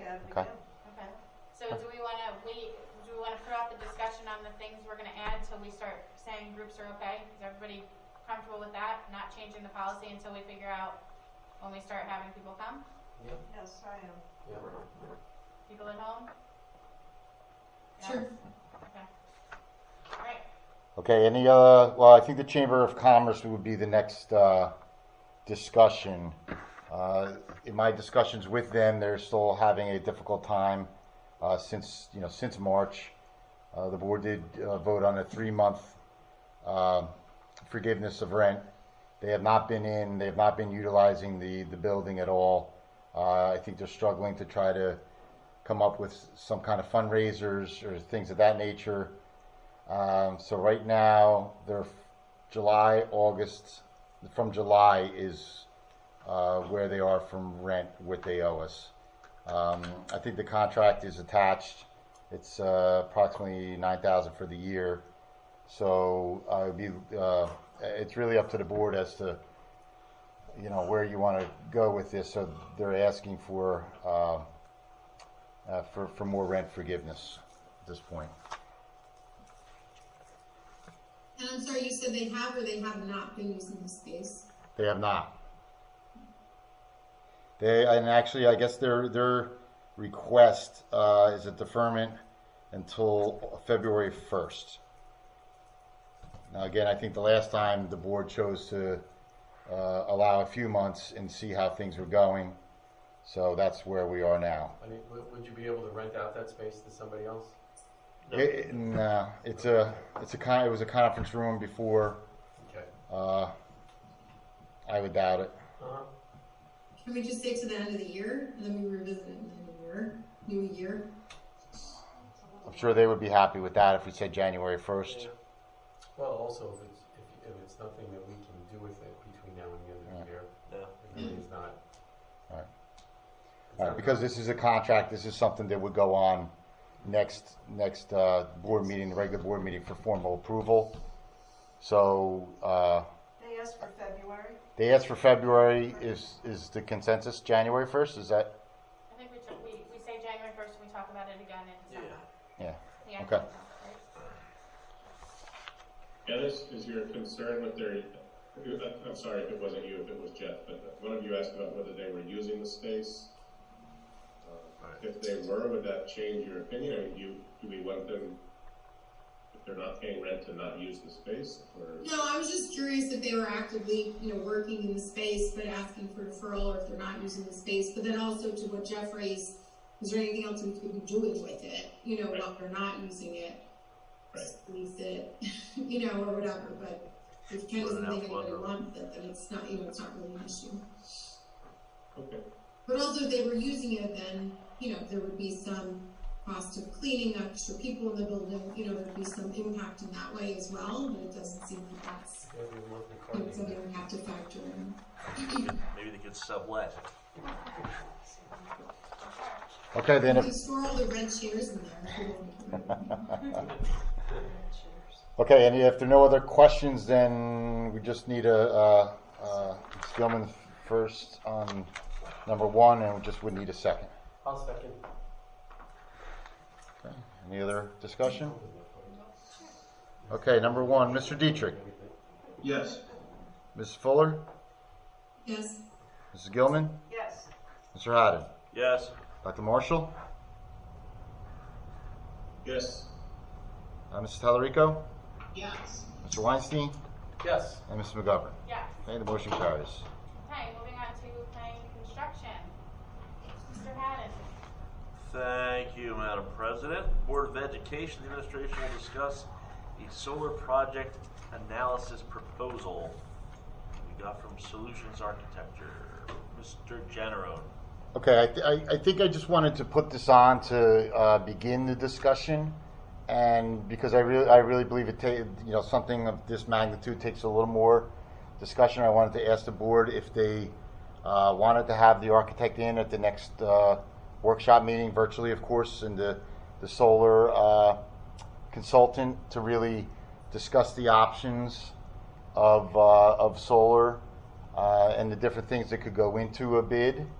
So I just wanted to put the initial proposal that I've gotten from Solutions Architects, open it up to see if there's any other discussions, and then see, if the board would be agreeable to having them in to give a little more detailed analysis and discussion on solar options. Do we have to do it, did you say next meeting, or can we wait till November? Yeah, no, I would mean November. Oh. Yeah, I'm sorry. The next workshop meetings is what I meant, to where we would have more time. Ken, I had a question after reading it through. As far as payment, they said they would not accept any third party such as grants. Aren't there grants that we would apply for towards solar energy? Wouldn't we want to apply for some kind of a grant or something like this? I'm not sure which part you're talking about. Maybe It was in the how we make our payments to them. Should we decide to Solutions to the. certain exemption? It's right here on the screen, Ken. Yeah. Okay. There it is. Invoices. Payments to Solution Architecture are not subject to third-party I payments. I i.e. think grant they're funding. yeah. I think they're saying that we are certainly going to apply for grant funding, but if we don't get it, it doesn't reduce their fee. I think that's the professionals just protecting themselves, is the way I would read that. Okay, so we would have to apply for the grant, get the money, Right. and then pay the. Right. By some miracle, the state doesn't provide us funding when we ask for it. We're still subject to paying. Right. If they still do the work, then they would want us to still pay them. So that's normal? Yes. Yeah. Absolutely. And who would our district representatives be on this project? You. Second. Where No, that's got to be Boston, right? yeah, I mean normally our director of facilities would be the point person, and I would be involved also, and then depending on the size of the project, the planning and construction committee is involved, depending on. I'm telling you, climbing up those ladders to look at the roofs, really Yes. fun. Yeah, certainly in a referendum type project, the committee was involved. The $30 million project, they were heavily involved. But a smaller project like this, relative to that, we may have a committee meeting or two to see how things are going, or get on the roof or things like that. But normally it would be the director of facilities and myself that would be the point people. Very interesting. Yeah. And in the big decision in analysis is on the PPA versus owning it ourselves, and that's part where I would want them to really come in and explain the details of that. So if that's okay, I can set that up. But I just want to have an initial conversation regarding this. Well, yeah, two questions. I mean, I know it says in this, kind of in the beginning it says, in pursuant to your request, but was this a request like you called them and said, will you do this? Or was this something where Frank said, Ken, this is something we could do, and you said, all right, give me a request? Was this solicited or unsolicited? This was solicited. If you remember, we budgeted for this in the upcoming year, and of course we've, we're in the midst of a solar plan. We've already installed solar panels on our intermediate school is covered. High school is mostly covered. And so really this would be continuing with that plan and evaluating Dow Avenue School, if anything additional can be done at the high school, and then Wayside and Wanamassa. Wanamassa's, because it's a pitched roof, it's a little more problematic, but it would be looking at all of that and seeing what we could do and putting together a plan and a bid spec and then going through that whole process.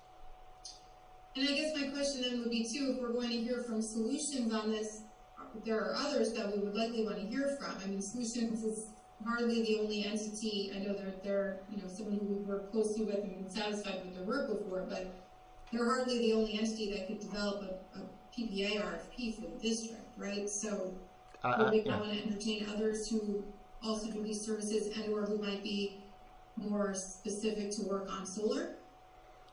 Well, they have a solar, and like you said, many architectural firms they all have solar consultants, and they all do solar.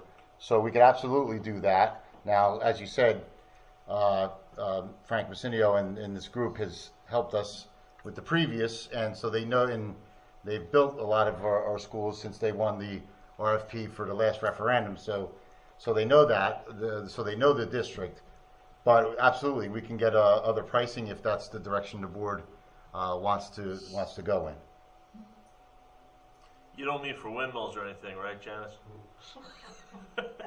I think it would be good to start to get the ball rolling, and let's invite them in. Absolutely. Frank always has a good presentation. And line up. I think Janice is right. There's probably other people that we should do and do some comparison. Well, and the project part of this would actually come after this RFP. Yeah. Right. Yeah, this is step one of many, but This is just Correct. This isn't right. This isn't the end all be all. Saying they're gonna, yeah. But if we're looking for other comparative architectural firms, I would get that ball rolling also if that's the choice. I think it's probably reasonable to listen to other firms to know who's going to represent us in the RFP creation the best. That's probably because that's probably a reasonable thing.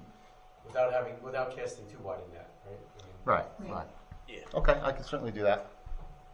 Okay. All right. Thank you, Mr. Hammond. Moving on to instruction, education, student activities. Dr. Marshall. Thank you, Ms. McGovern. I have 3 motions this evening for consideration. Number 1, I move to approve the district's updated remote learning plan for the 2020-2021 school year as attached. Item 2, I move to approve the attached memo dated October 7th, 2020 regarding staff professional development activities. And item number 3, I move to approve a revision to out-of-district private tuition for the 2020-2021 school year in accordance with the attached memo dated October 13th. At this point, if the board is okay, I'm going to just ask for a second on items 2 and 3, and then we can maybe vote on just those 2 items before moving to item 1. I have a second, please, on 2 and 3. I'll second. We're jumping on that. Okay. And if you're okay with that, can we just conduct a vote on items 2 and 3? Absolutely. And was it a 3-way tie for the second, or? I'll yield to the remote person. They're a little bit. Jim, we'll give it to Jim. No, not Jim. You don't want them to feel I think Janice said it. Me and Janice. Okay, we'll give it to Janice. Okay, items 2 and 3. Items 2 and 3. Mr. Dietrich. I'm going to say yes, and remote Weinstein, I have 2 gigs of bandwidth here. I have more than you guys have there, so I don't think I am remote. Yeah, I'm the one competing with Fortnite being played, probably. Mrs. Fuller. Yes. Ms. Gilman. Yes. Mr. Haddon. Yes. Dr. Marshall. Yes. Ms. Tallarico. Yes. Mr. Weinstein. Yes.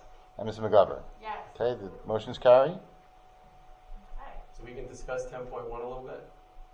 I was actually hoping to do a very detailed page by page point by point analysis. Regarding item 10.1, can I have a second, please? Yeah, then you do discussion after the second. Yeah. The second will bring it for discussion. Great, right. Thank you. Did anyone second it? Second. All right. Okay. Janice. So just on the topic, I'm not seeing the benefit of passing the whole plan. So I know that first of all, when we did the straw poll, I know that the yays had it over the nays. So, but after the discussion, I'm not seeing the benefit and the risk reward of going with the whole plan. I mean, I'm happy to compromise, and I would support just doing the October 26th plan, if that made everybody feel a little bit more comfortable with what I would be voting for. And I also think that it would be, I'd like to show to some extent, I know we're listening to the teachers, but I'm pretty confident that when the teachers hear about the whole plan being approved, that might be counterintuitive to that we're really listening to them. I'd like for us to have a little breathing room to see how this all works out. I'd like to see what happens after the Halloween. So I'd like to give us a little bit of time. So in the spirit of kind of collegial compromise here, I'd love for us to be able to just to say no to the first one and say let's do October 26th and pass that one segment, and maybe that's something. 16th? That's our initial. The October 26th. The October 26th is the first wave. Yeah. Correct. Right. November 16th is the next one. I see what you're saying, and I don't disagree. But my question is, the only thing that I notice is somewhat of a problem. Although I guess we have a meeting on 27th. We'd have to. I think that we would have to try and vote on the second part of the plan, the November 16th plan, on the 27th, only because we have November 30th election, right? So we don't have a meeting that night, and we can't add a meeting. We generally, I don't even think of presidential. I mean, I guess we can, but we wouldn't probably. So then we're not having a meeting on November 3rd. So our next meeting is November 10th. So the only thing that I'm thinking is that if we do that, we have to make a decision on in my opinion, for the November 16th kids by our next meeting, which is October 27th, because we can't give people more than 6 days notice. So my only thing to push back on that is that we're only going to have the kids in one day. You know, like October 26th. We're only going to have them in one day by the time we talk about it on the 27th. Yep. So my pushback would be, and my compromise would be maybe voting on the October 26th and the November 16th and putting off the rest of the plan. But we would be able to see if there's any ramification of the recent spike in Monmouth County, right? And see if that had any impact on what was going on. So we'd be able to see how that before the 27th. Before the 27th. Okay, I see your point. I have to agree with Jeff after hearing both parents and association members. Our younger grades, the pre-K, K, 1, 2, 3, there's definitely a need to get them into the building. I am not confident with the next phase of the plan yet, and I agree with Jeff that we should take a wait-and-see attitude. We have done that all along, and even though we voted on this in July and August, those months seem years away. So much has changed since July and August, and they continue to change daily. So in the spirit of collegiality, I would also second Jeff's compromise, and that is to vote on the first part, as you put forth, Amy, and then... So you're saying vote on the 3 and 4s too on November 16th, or you're saying just the October... just the October 26th. Okay. Mr. Yes. Dietrich, I'm coming to you. Look, honestly, I'm going to be a no matter what you guys do. It's really difficult for me. I'm torn. I understand where the parents sit based on what we saw, but I also see where the staff is, and I think until we figure out how to narrow that divide, because it is a divide, clearly they are not nearly as comfortable as the parents are, and we need them to be, because we're not going to get much done without them. So it won't matter to me whether you do just one piece or the other, to be honest. Tonight, I can't get this in the afternoon and get myself to a place that at 11 o'clock tonight I say yes. So, sorry.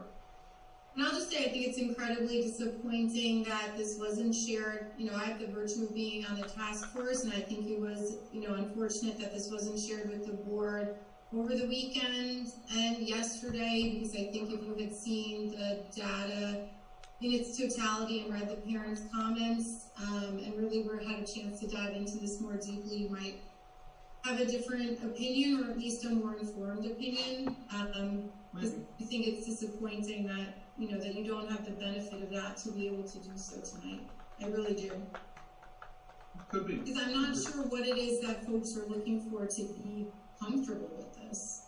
Numbers of COVID cases. But you know, when we look at the COVID cases and we have the discussion with the public health experts, and when we speak to the town Office of Emergency Management Director, who walks us through those numbers every week on the task force, and Grace Ann can speak to this too, because she has the virtue of being there every week, and Amy sometimes.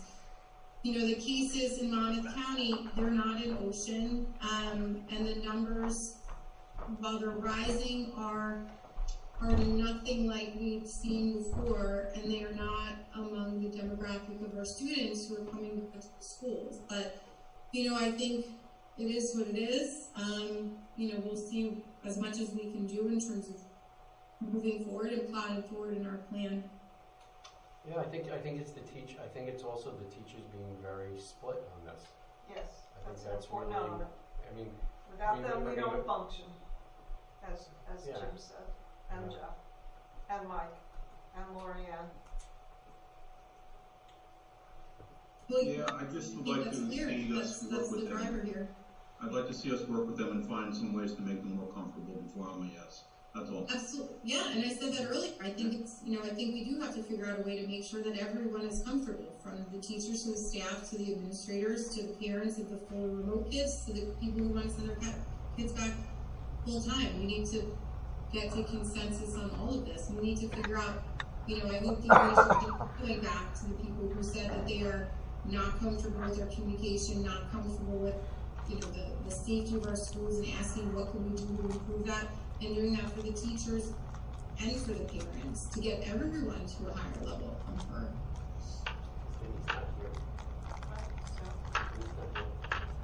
No. Okay, so David, do you have anything to add?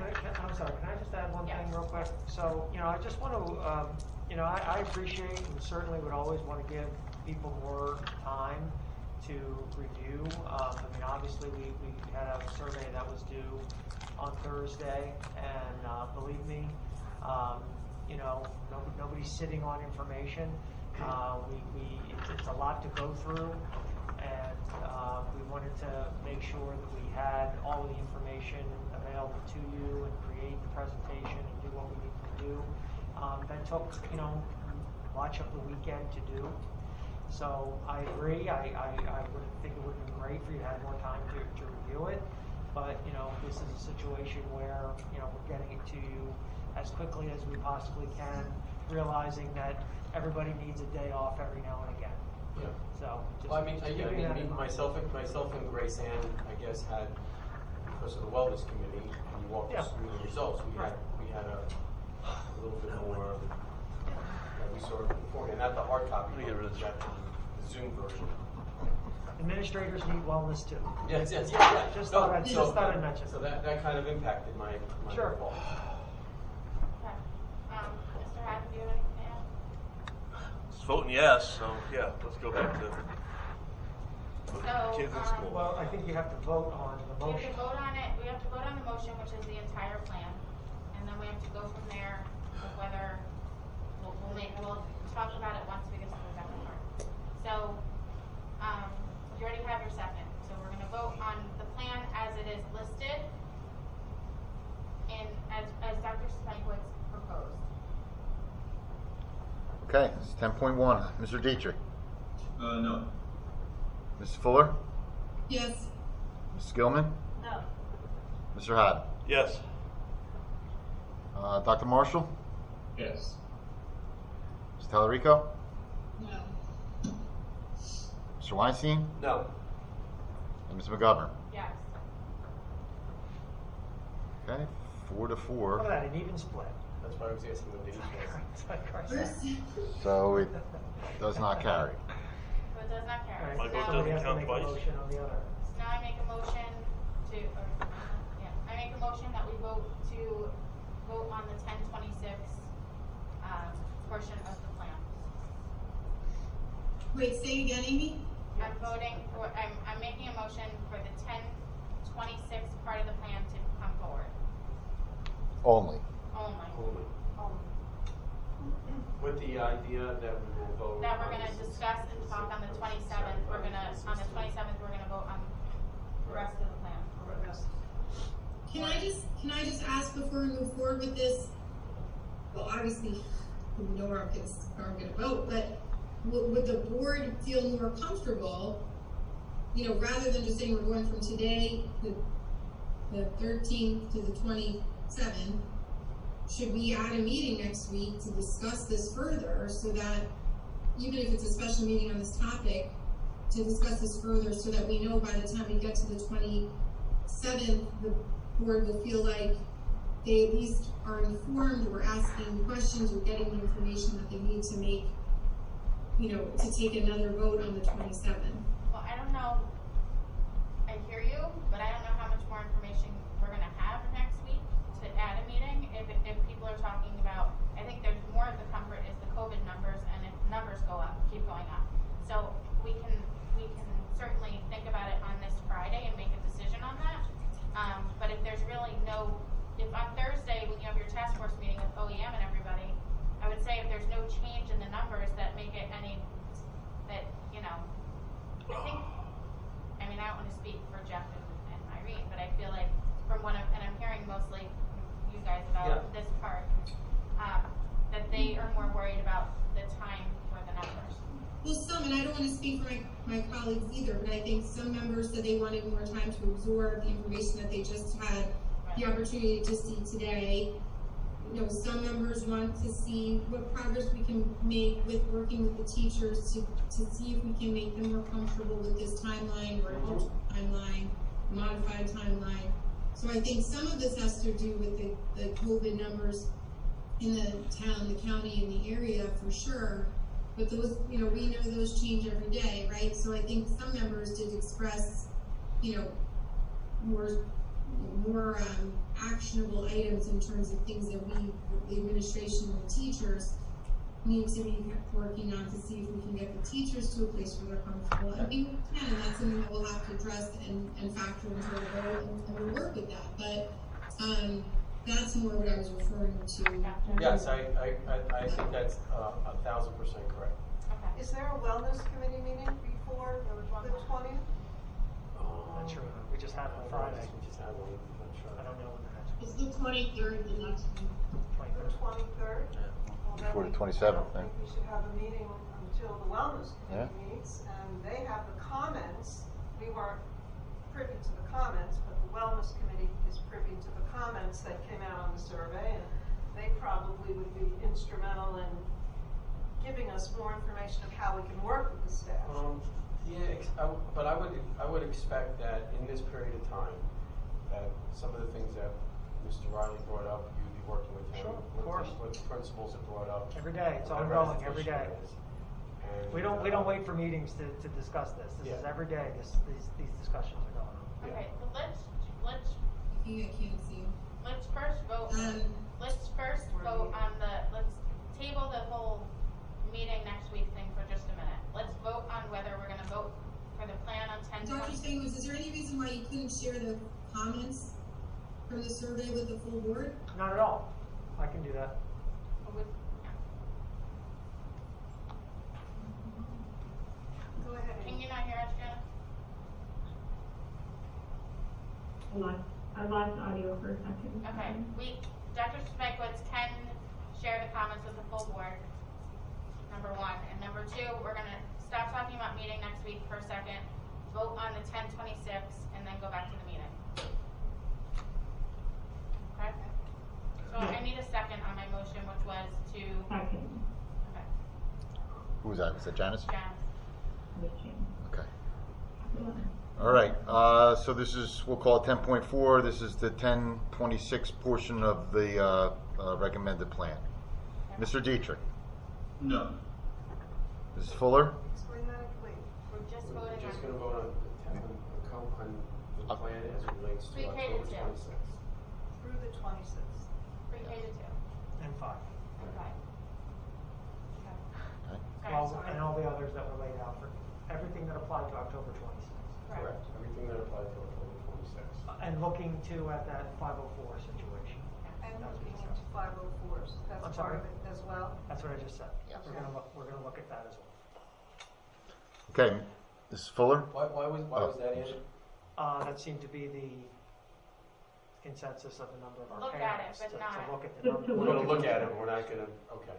Well, I mean, if the What? number, The board doesn't need to vote for you to look at that. we're gonna look at it, if the numbers seem conducive to add those to the October 26th timeframe, that's what we were looking to perhaps do for the 504 students.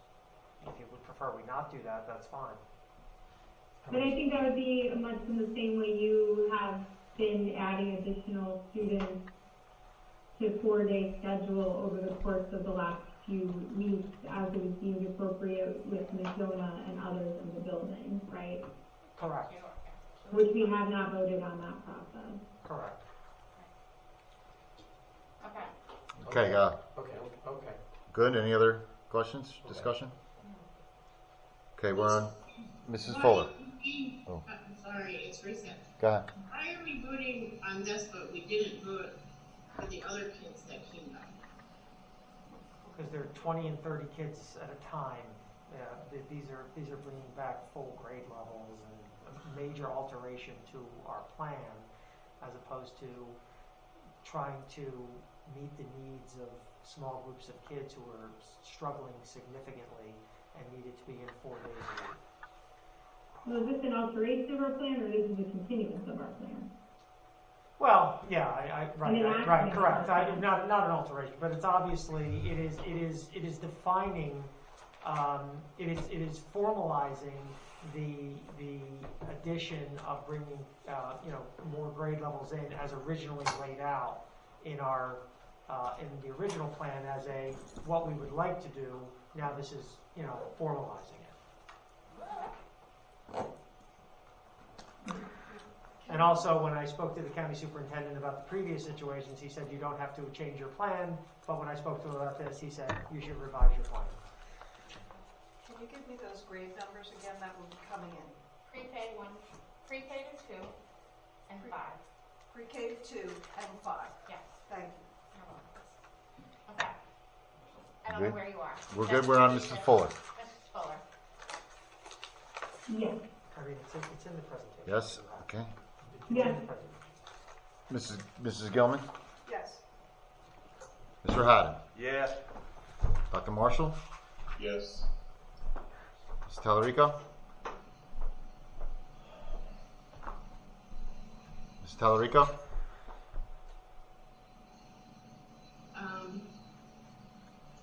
No. Mr. Weinstein. Yes. And Mrs. McGovern. Yes. Okay, the motion carries. Okay. 6-2. Okay. Thank you, Dr. Marshall. Moving on to negotiations, Mr. Haddon. Thank you, Madam President. Okay. Gonna move to approve the TOEA Chapter 44 resolution as follows. Whereas the state of New Jersey, in its infinite wisdom, has modified the options available to school employees as it relates to enrollment in various plan options under the School Employees Health Benefits Act plan effective January 1st, 2021. And whereas the Township of Ocean Board of Education and the Township of Ocean Education Association's collective bargaining agreement in effect through June 30th, 2021 established a base plan for insurance coverage under the Direct 1525 plan, which is being eliminated as of January 1st, 2021. It is hereby agreed by the parties that the collective bargaining agreement shall be amended to reflect that as of January 1st, 2021, the base plan for insurance coverage shall be Direct 15. All of the provisions of the current collective bargaining agreement shall remain in full force and effect. I would at this point like to thank Mr. Riley and his team for coming in to meet with us, despite the fact there was no food, and on short notice, and coming to an agreement in short order. Do I have a second? Second. Okay, are we ready? Any other questions or discussion? I would just like to say that when Mr. Haddon is gone in January, whoever's on negotiations, if I happen to be there, will bring food for Mr. Riley, with Mr. Riley. You can have food. Always sounds good to me. Mr. Dietrich? Yes. Mrs. Fuller? Yes, and I just want to thank the POEA for how cooperative everyone has been in working through this, because this was handed to all of us, and it's not something that we were looking to have to deal with right now. So we appreciate everyone's understanding that it's been something that we just have to work on right now. So thank you. Yeah. Okay, Mrs. Gilman? Yes, and I'd like to thank you, Mr. Haddon, for what you said last week about this being a very stressful time after you've had negotiated the one contract with the staff, and they had selected, many of them, the direct zero, and now to be thrown into this turmoil in the middle of a pandemic. I agree with you. Thank you. Mr. Haddon? Yes. Dr. Marshall? Yes. Ms. Tallarico? Yes. Mr. Weinstein? Yes. And Ms. McGovern? Yes. Okay, the motion carries. Okay, moving on to personnel. Mrs. Tallarico, can you move? Thank you, Ms. McGovern. I'd like to move for the approval of personnel items 12.2 to 12.4. Mr. General. Second. Okay. I'm sorry, this, Ms. McGovern was the second? Sure. Okay. Mr. Dietrich? Yes. Mrs. Fuller? Yes. Mrs. Gilman? Yes. Mr. Haddon? Yes. Dr. Marshall? Yes. Ms. Tallarico? Yes. And Mr. Weinstein? Yes. And Ms. McGovern? Yes. Okay, the motion's carried.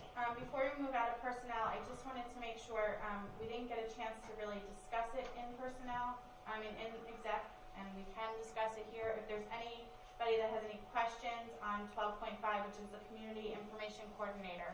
Does anyone have questions on the job description, comments, or do we want to save it for next week if you have it? If you have anything, I guess you can.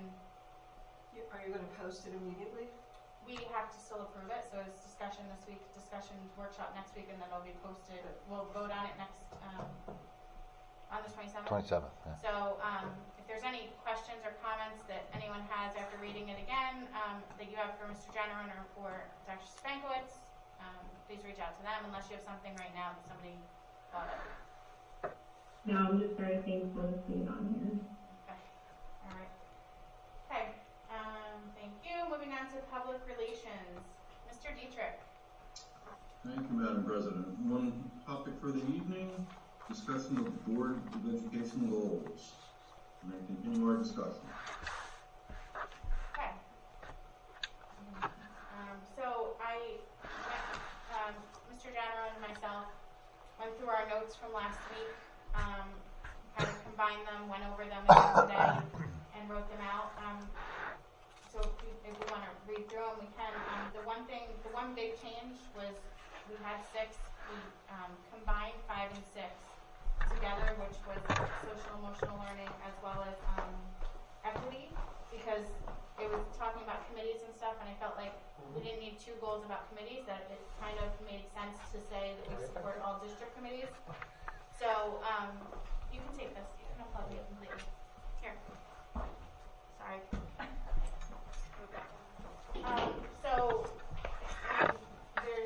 If you look, the first goal is still about communication, and it talks about improving the new public relations position, and it talks about some of the things there. Can we see that?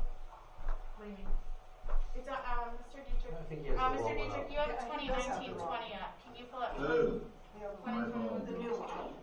Sorry about that. Yeah, I'm sorry, I left both of them up, That's the sanitizer. in case you needed to refer back to it. Dodgers down. I think it's well written.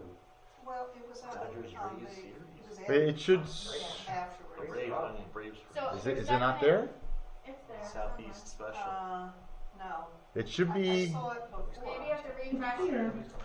it, It was an attachment on mine. No, I think we already. Yeah, I'm looking for it, Amy. I don't see it. Okay, well, it's on there, but Is it on I yours? can just read.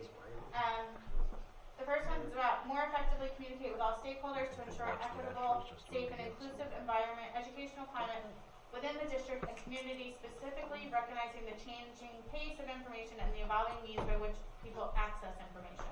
Approve a new public relations position to create an outreach and engagement plan for the district, specifically addressing underrepresented populations and a plan for more parent involvement. So that's our communication goal. Like I said, read through them, on your own. We're going to talk about them again next week, and then they'll be approved on the 27th. I just want to say I thought they were well written. Well, thank you. Like to add number 6, brevity? No? Okay, Yes, never Joe. mind. We'll add number 6. Brevity for Joe for his final couple meetings.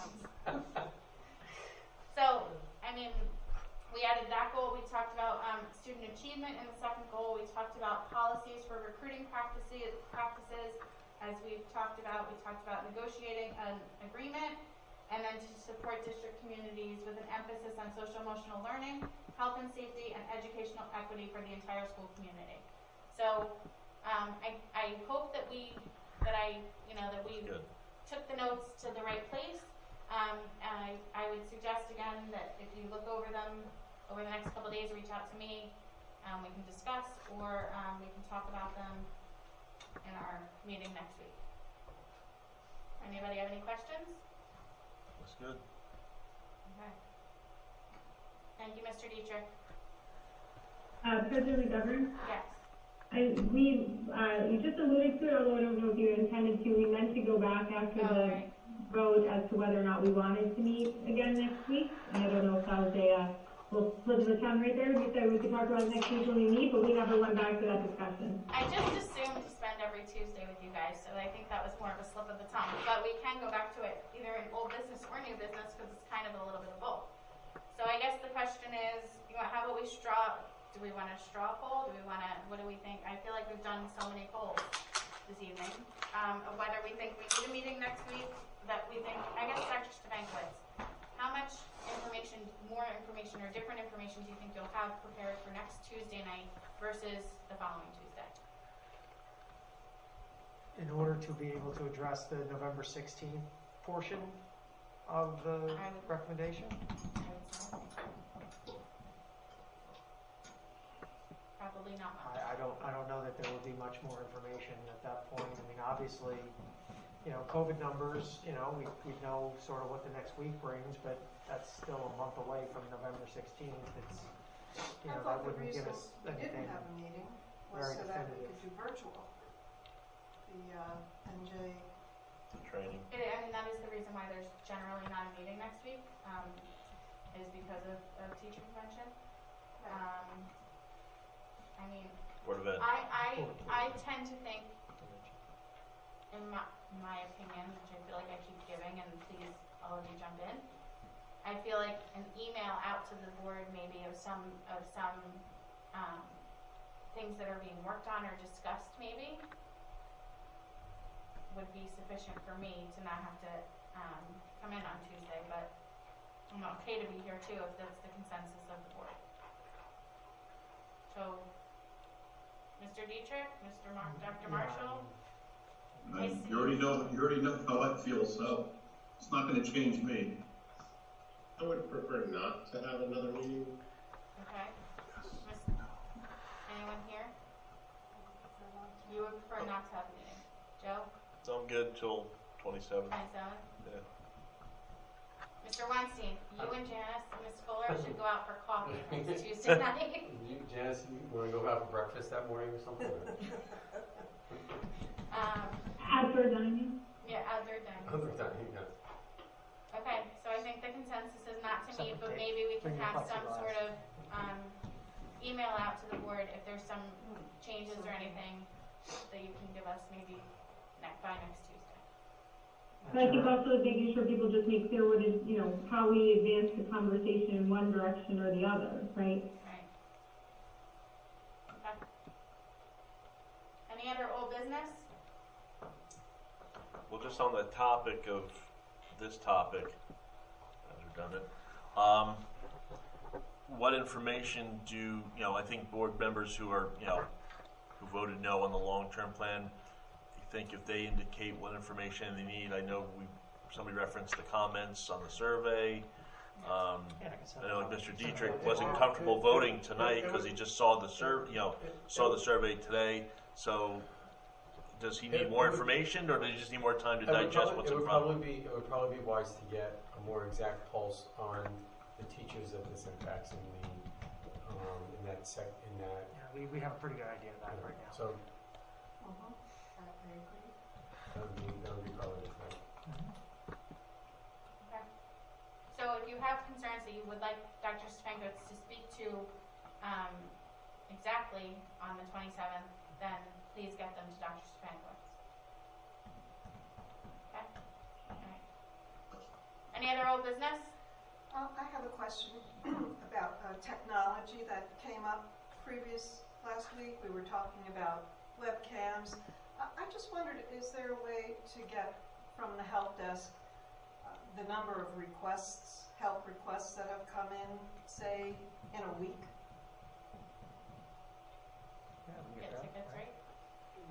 Specific to webcams or just total? No, just tech support questions. Sure. There's a ticket system. Tickets. Yeah, so we know how many issues that there have been, or it's not even issues though, but they're, just for instance, Sean who came tonight, so that would be a ticket for a tech to set up the meeting for tonight. So, it's Sean coming to our meeting. Yeah, I would have to look at it. You mean teacher requests? Teacher requests. Teacher requests. I'm sure there's a way to. We've had that before, and we've also been able to find out how many And he could days. just do for 1 week and then provide us with that perhaps in 2 weeks when we meet, just so we could have a generic number. Sure. Thank Sure. you. Yeah, I think it would be great with that too, to get a sense of what they are and if and how they were resolved, right? So that we can, I'm sure we want some context to those numbers too. 1,000 requests, but 500 of them were resolved and 500 of them weren't, or whatever it might be, and what kind of, are they all about one thing, or are they 1,000 different requests? So it's not just the abstract number, something that we could, really analyze. Okay. Any other old business? Yeah, I have a few questions. Okay. So, one question is, has there been any new complaints or any cyberbullying complaints since the beginning of school?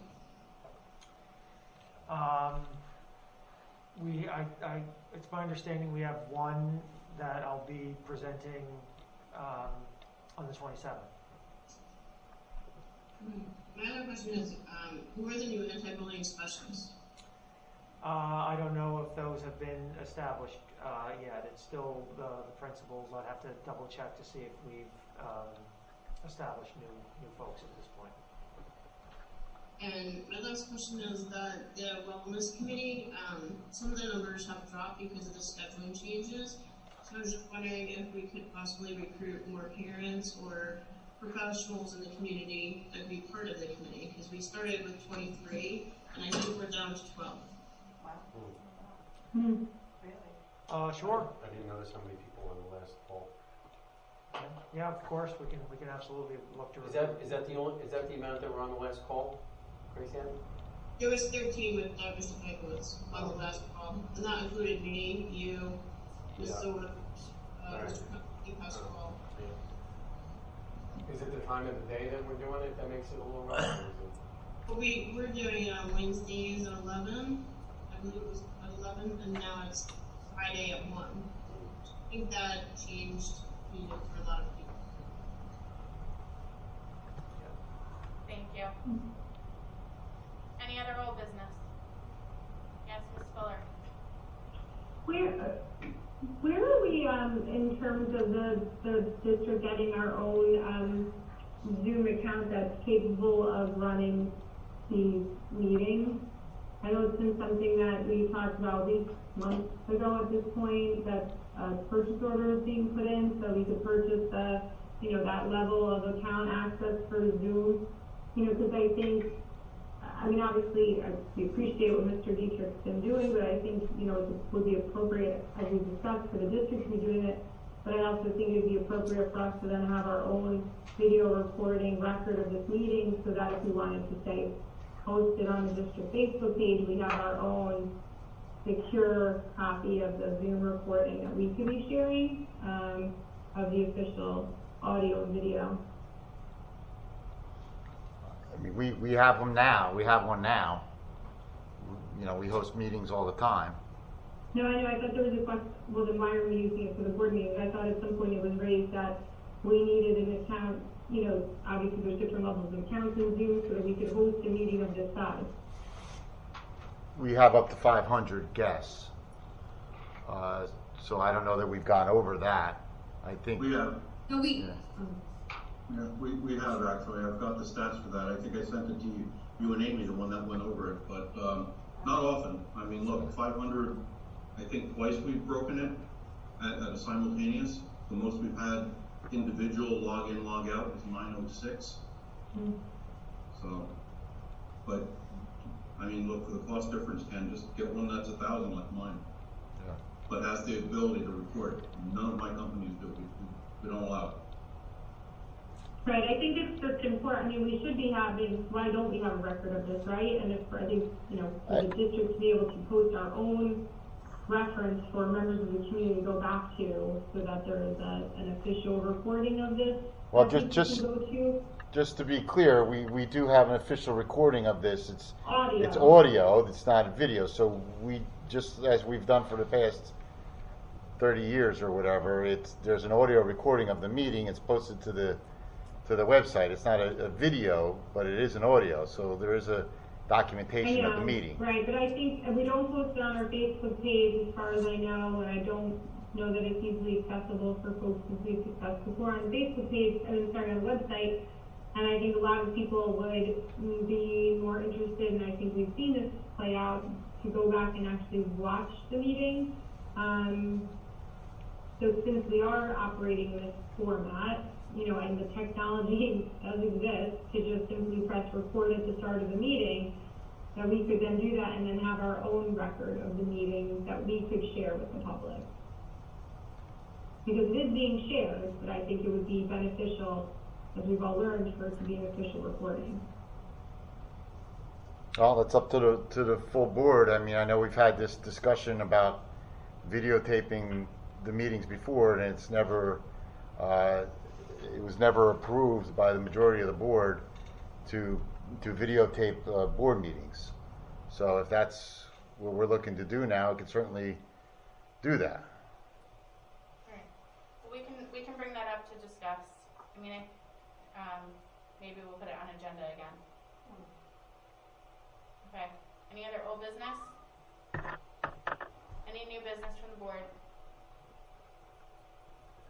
All right. Any other public comment? Public comment on any item at this time? Yep, we have Sandy Abdulaziz. Okay. Hi, Sandy Abdulaziz, Wayside. Dr. Spiegler, I just want to be clear, what they voted on today was on October 26th, pre-K through 2nd and 5th will return 4 days a week, Monday, Tuesday, Thursday, Friday. Wednesday will still be an early dismissal remote day, is that correct? Correct. Okay, it doesn't say remote day on the slide, that's why I was confused about the Wednesday. Okay, so then nothing else on the recommendations is going through right now because it'll all be revisited in a couple of weeks, correct? Right. That's my That's understanding, right? yes. Oh, okay. My second thing I wanted to ask was, I'm sure you're all following the news, and I know Dr. Marshall probably knows this, but Monmouth University is like a hot spot right now. Lots and lots and lots of cases. A lot of them, I know some are on campus, a lot of the kids having parties off campus, and they are right in our next door neighbors. We also have student teachers and interns coming in from Monmouth to work in our district, so I'm wondering what kind of precautions are we taking for these people that are coming into our buildings? I mean, I know we've done the honor system that you have to report, but how do we know they haven't been at some big hotspot party over the weekend and showing up on Monday at work? Yeah, Marshall. Oh, sorry. I didn't mean to call you out. I just figured those whole situations. I think they're fully remote right now, aren't they? They're fully remote for a couple of weeks. Do they have to? They have to answer the same kind of question. They have to go through the same health screening that any one of our staff members who come from Ocean County, for example, have to do, or any other potential hotspot. So, how do we know? We don't. We don't know that someone wasn't at a party. We rely on them to use good judgment, and we have a lot of these folks, and we have to trust what they tell us. Thank you. Anybody else? Dr. Marshall? I'm sorry, Mr. Dietrich. I have Dr. Marshall in my head. Don't we all? No one else. Wait. Somebody raised their hand. Sorry, my babysitter has an 8 a.m. class. Well, at least they're not at a party. My Monmouth University babysitter has an 8 a.m. class, not at a party. It's either Nick or Samara Catalona. It looks like Samara. Oh, you're not unmuted. There you go. You didn't really change the video, but it's all good. I just want to say you guys are all doing an awesome job. I know it stinks. I work at a hospital. As far as everyone, I personally feel everyone's saying, "Oh, where were you?" Going to Target, going to Wegmans, it's just as dangerous and as risky as having people in your backyard. And I think the school's doing great. Shane and Evie tell me, like, "Oh, Mom, we wash our hands," and they're happy. They are happy, and they're enjoying it, and they look forward to it. And I think the teachers are going above and beyond. I mean, I can't even keep up with technology. I'm not good at a computer. And I missed the whole beginning of this because unfortunately I was doing the whole, mom thing, making dinner. And I just think it's going really well. And thank you.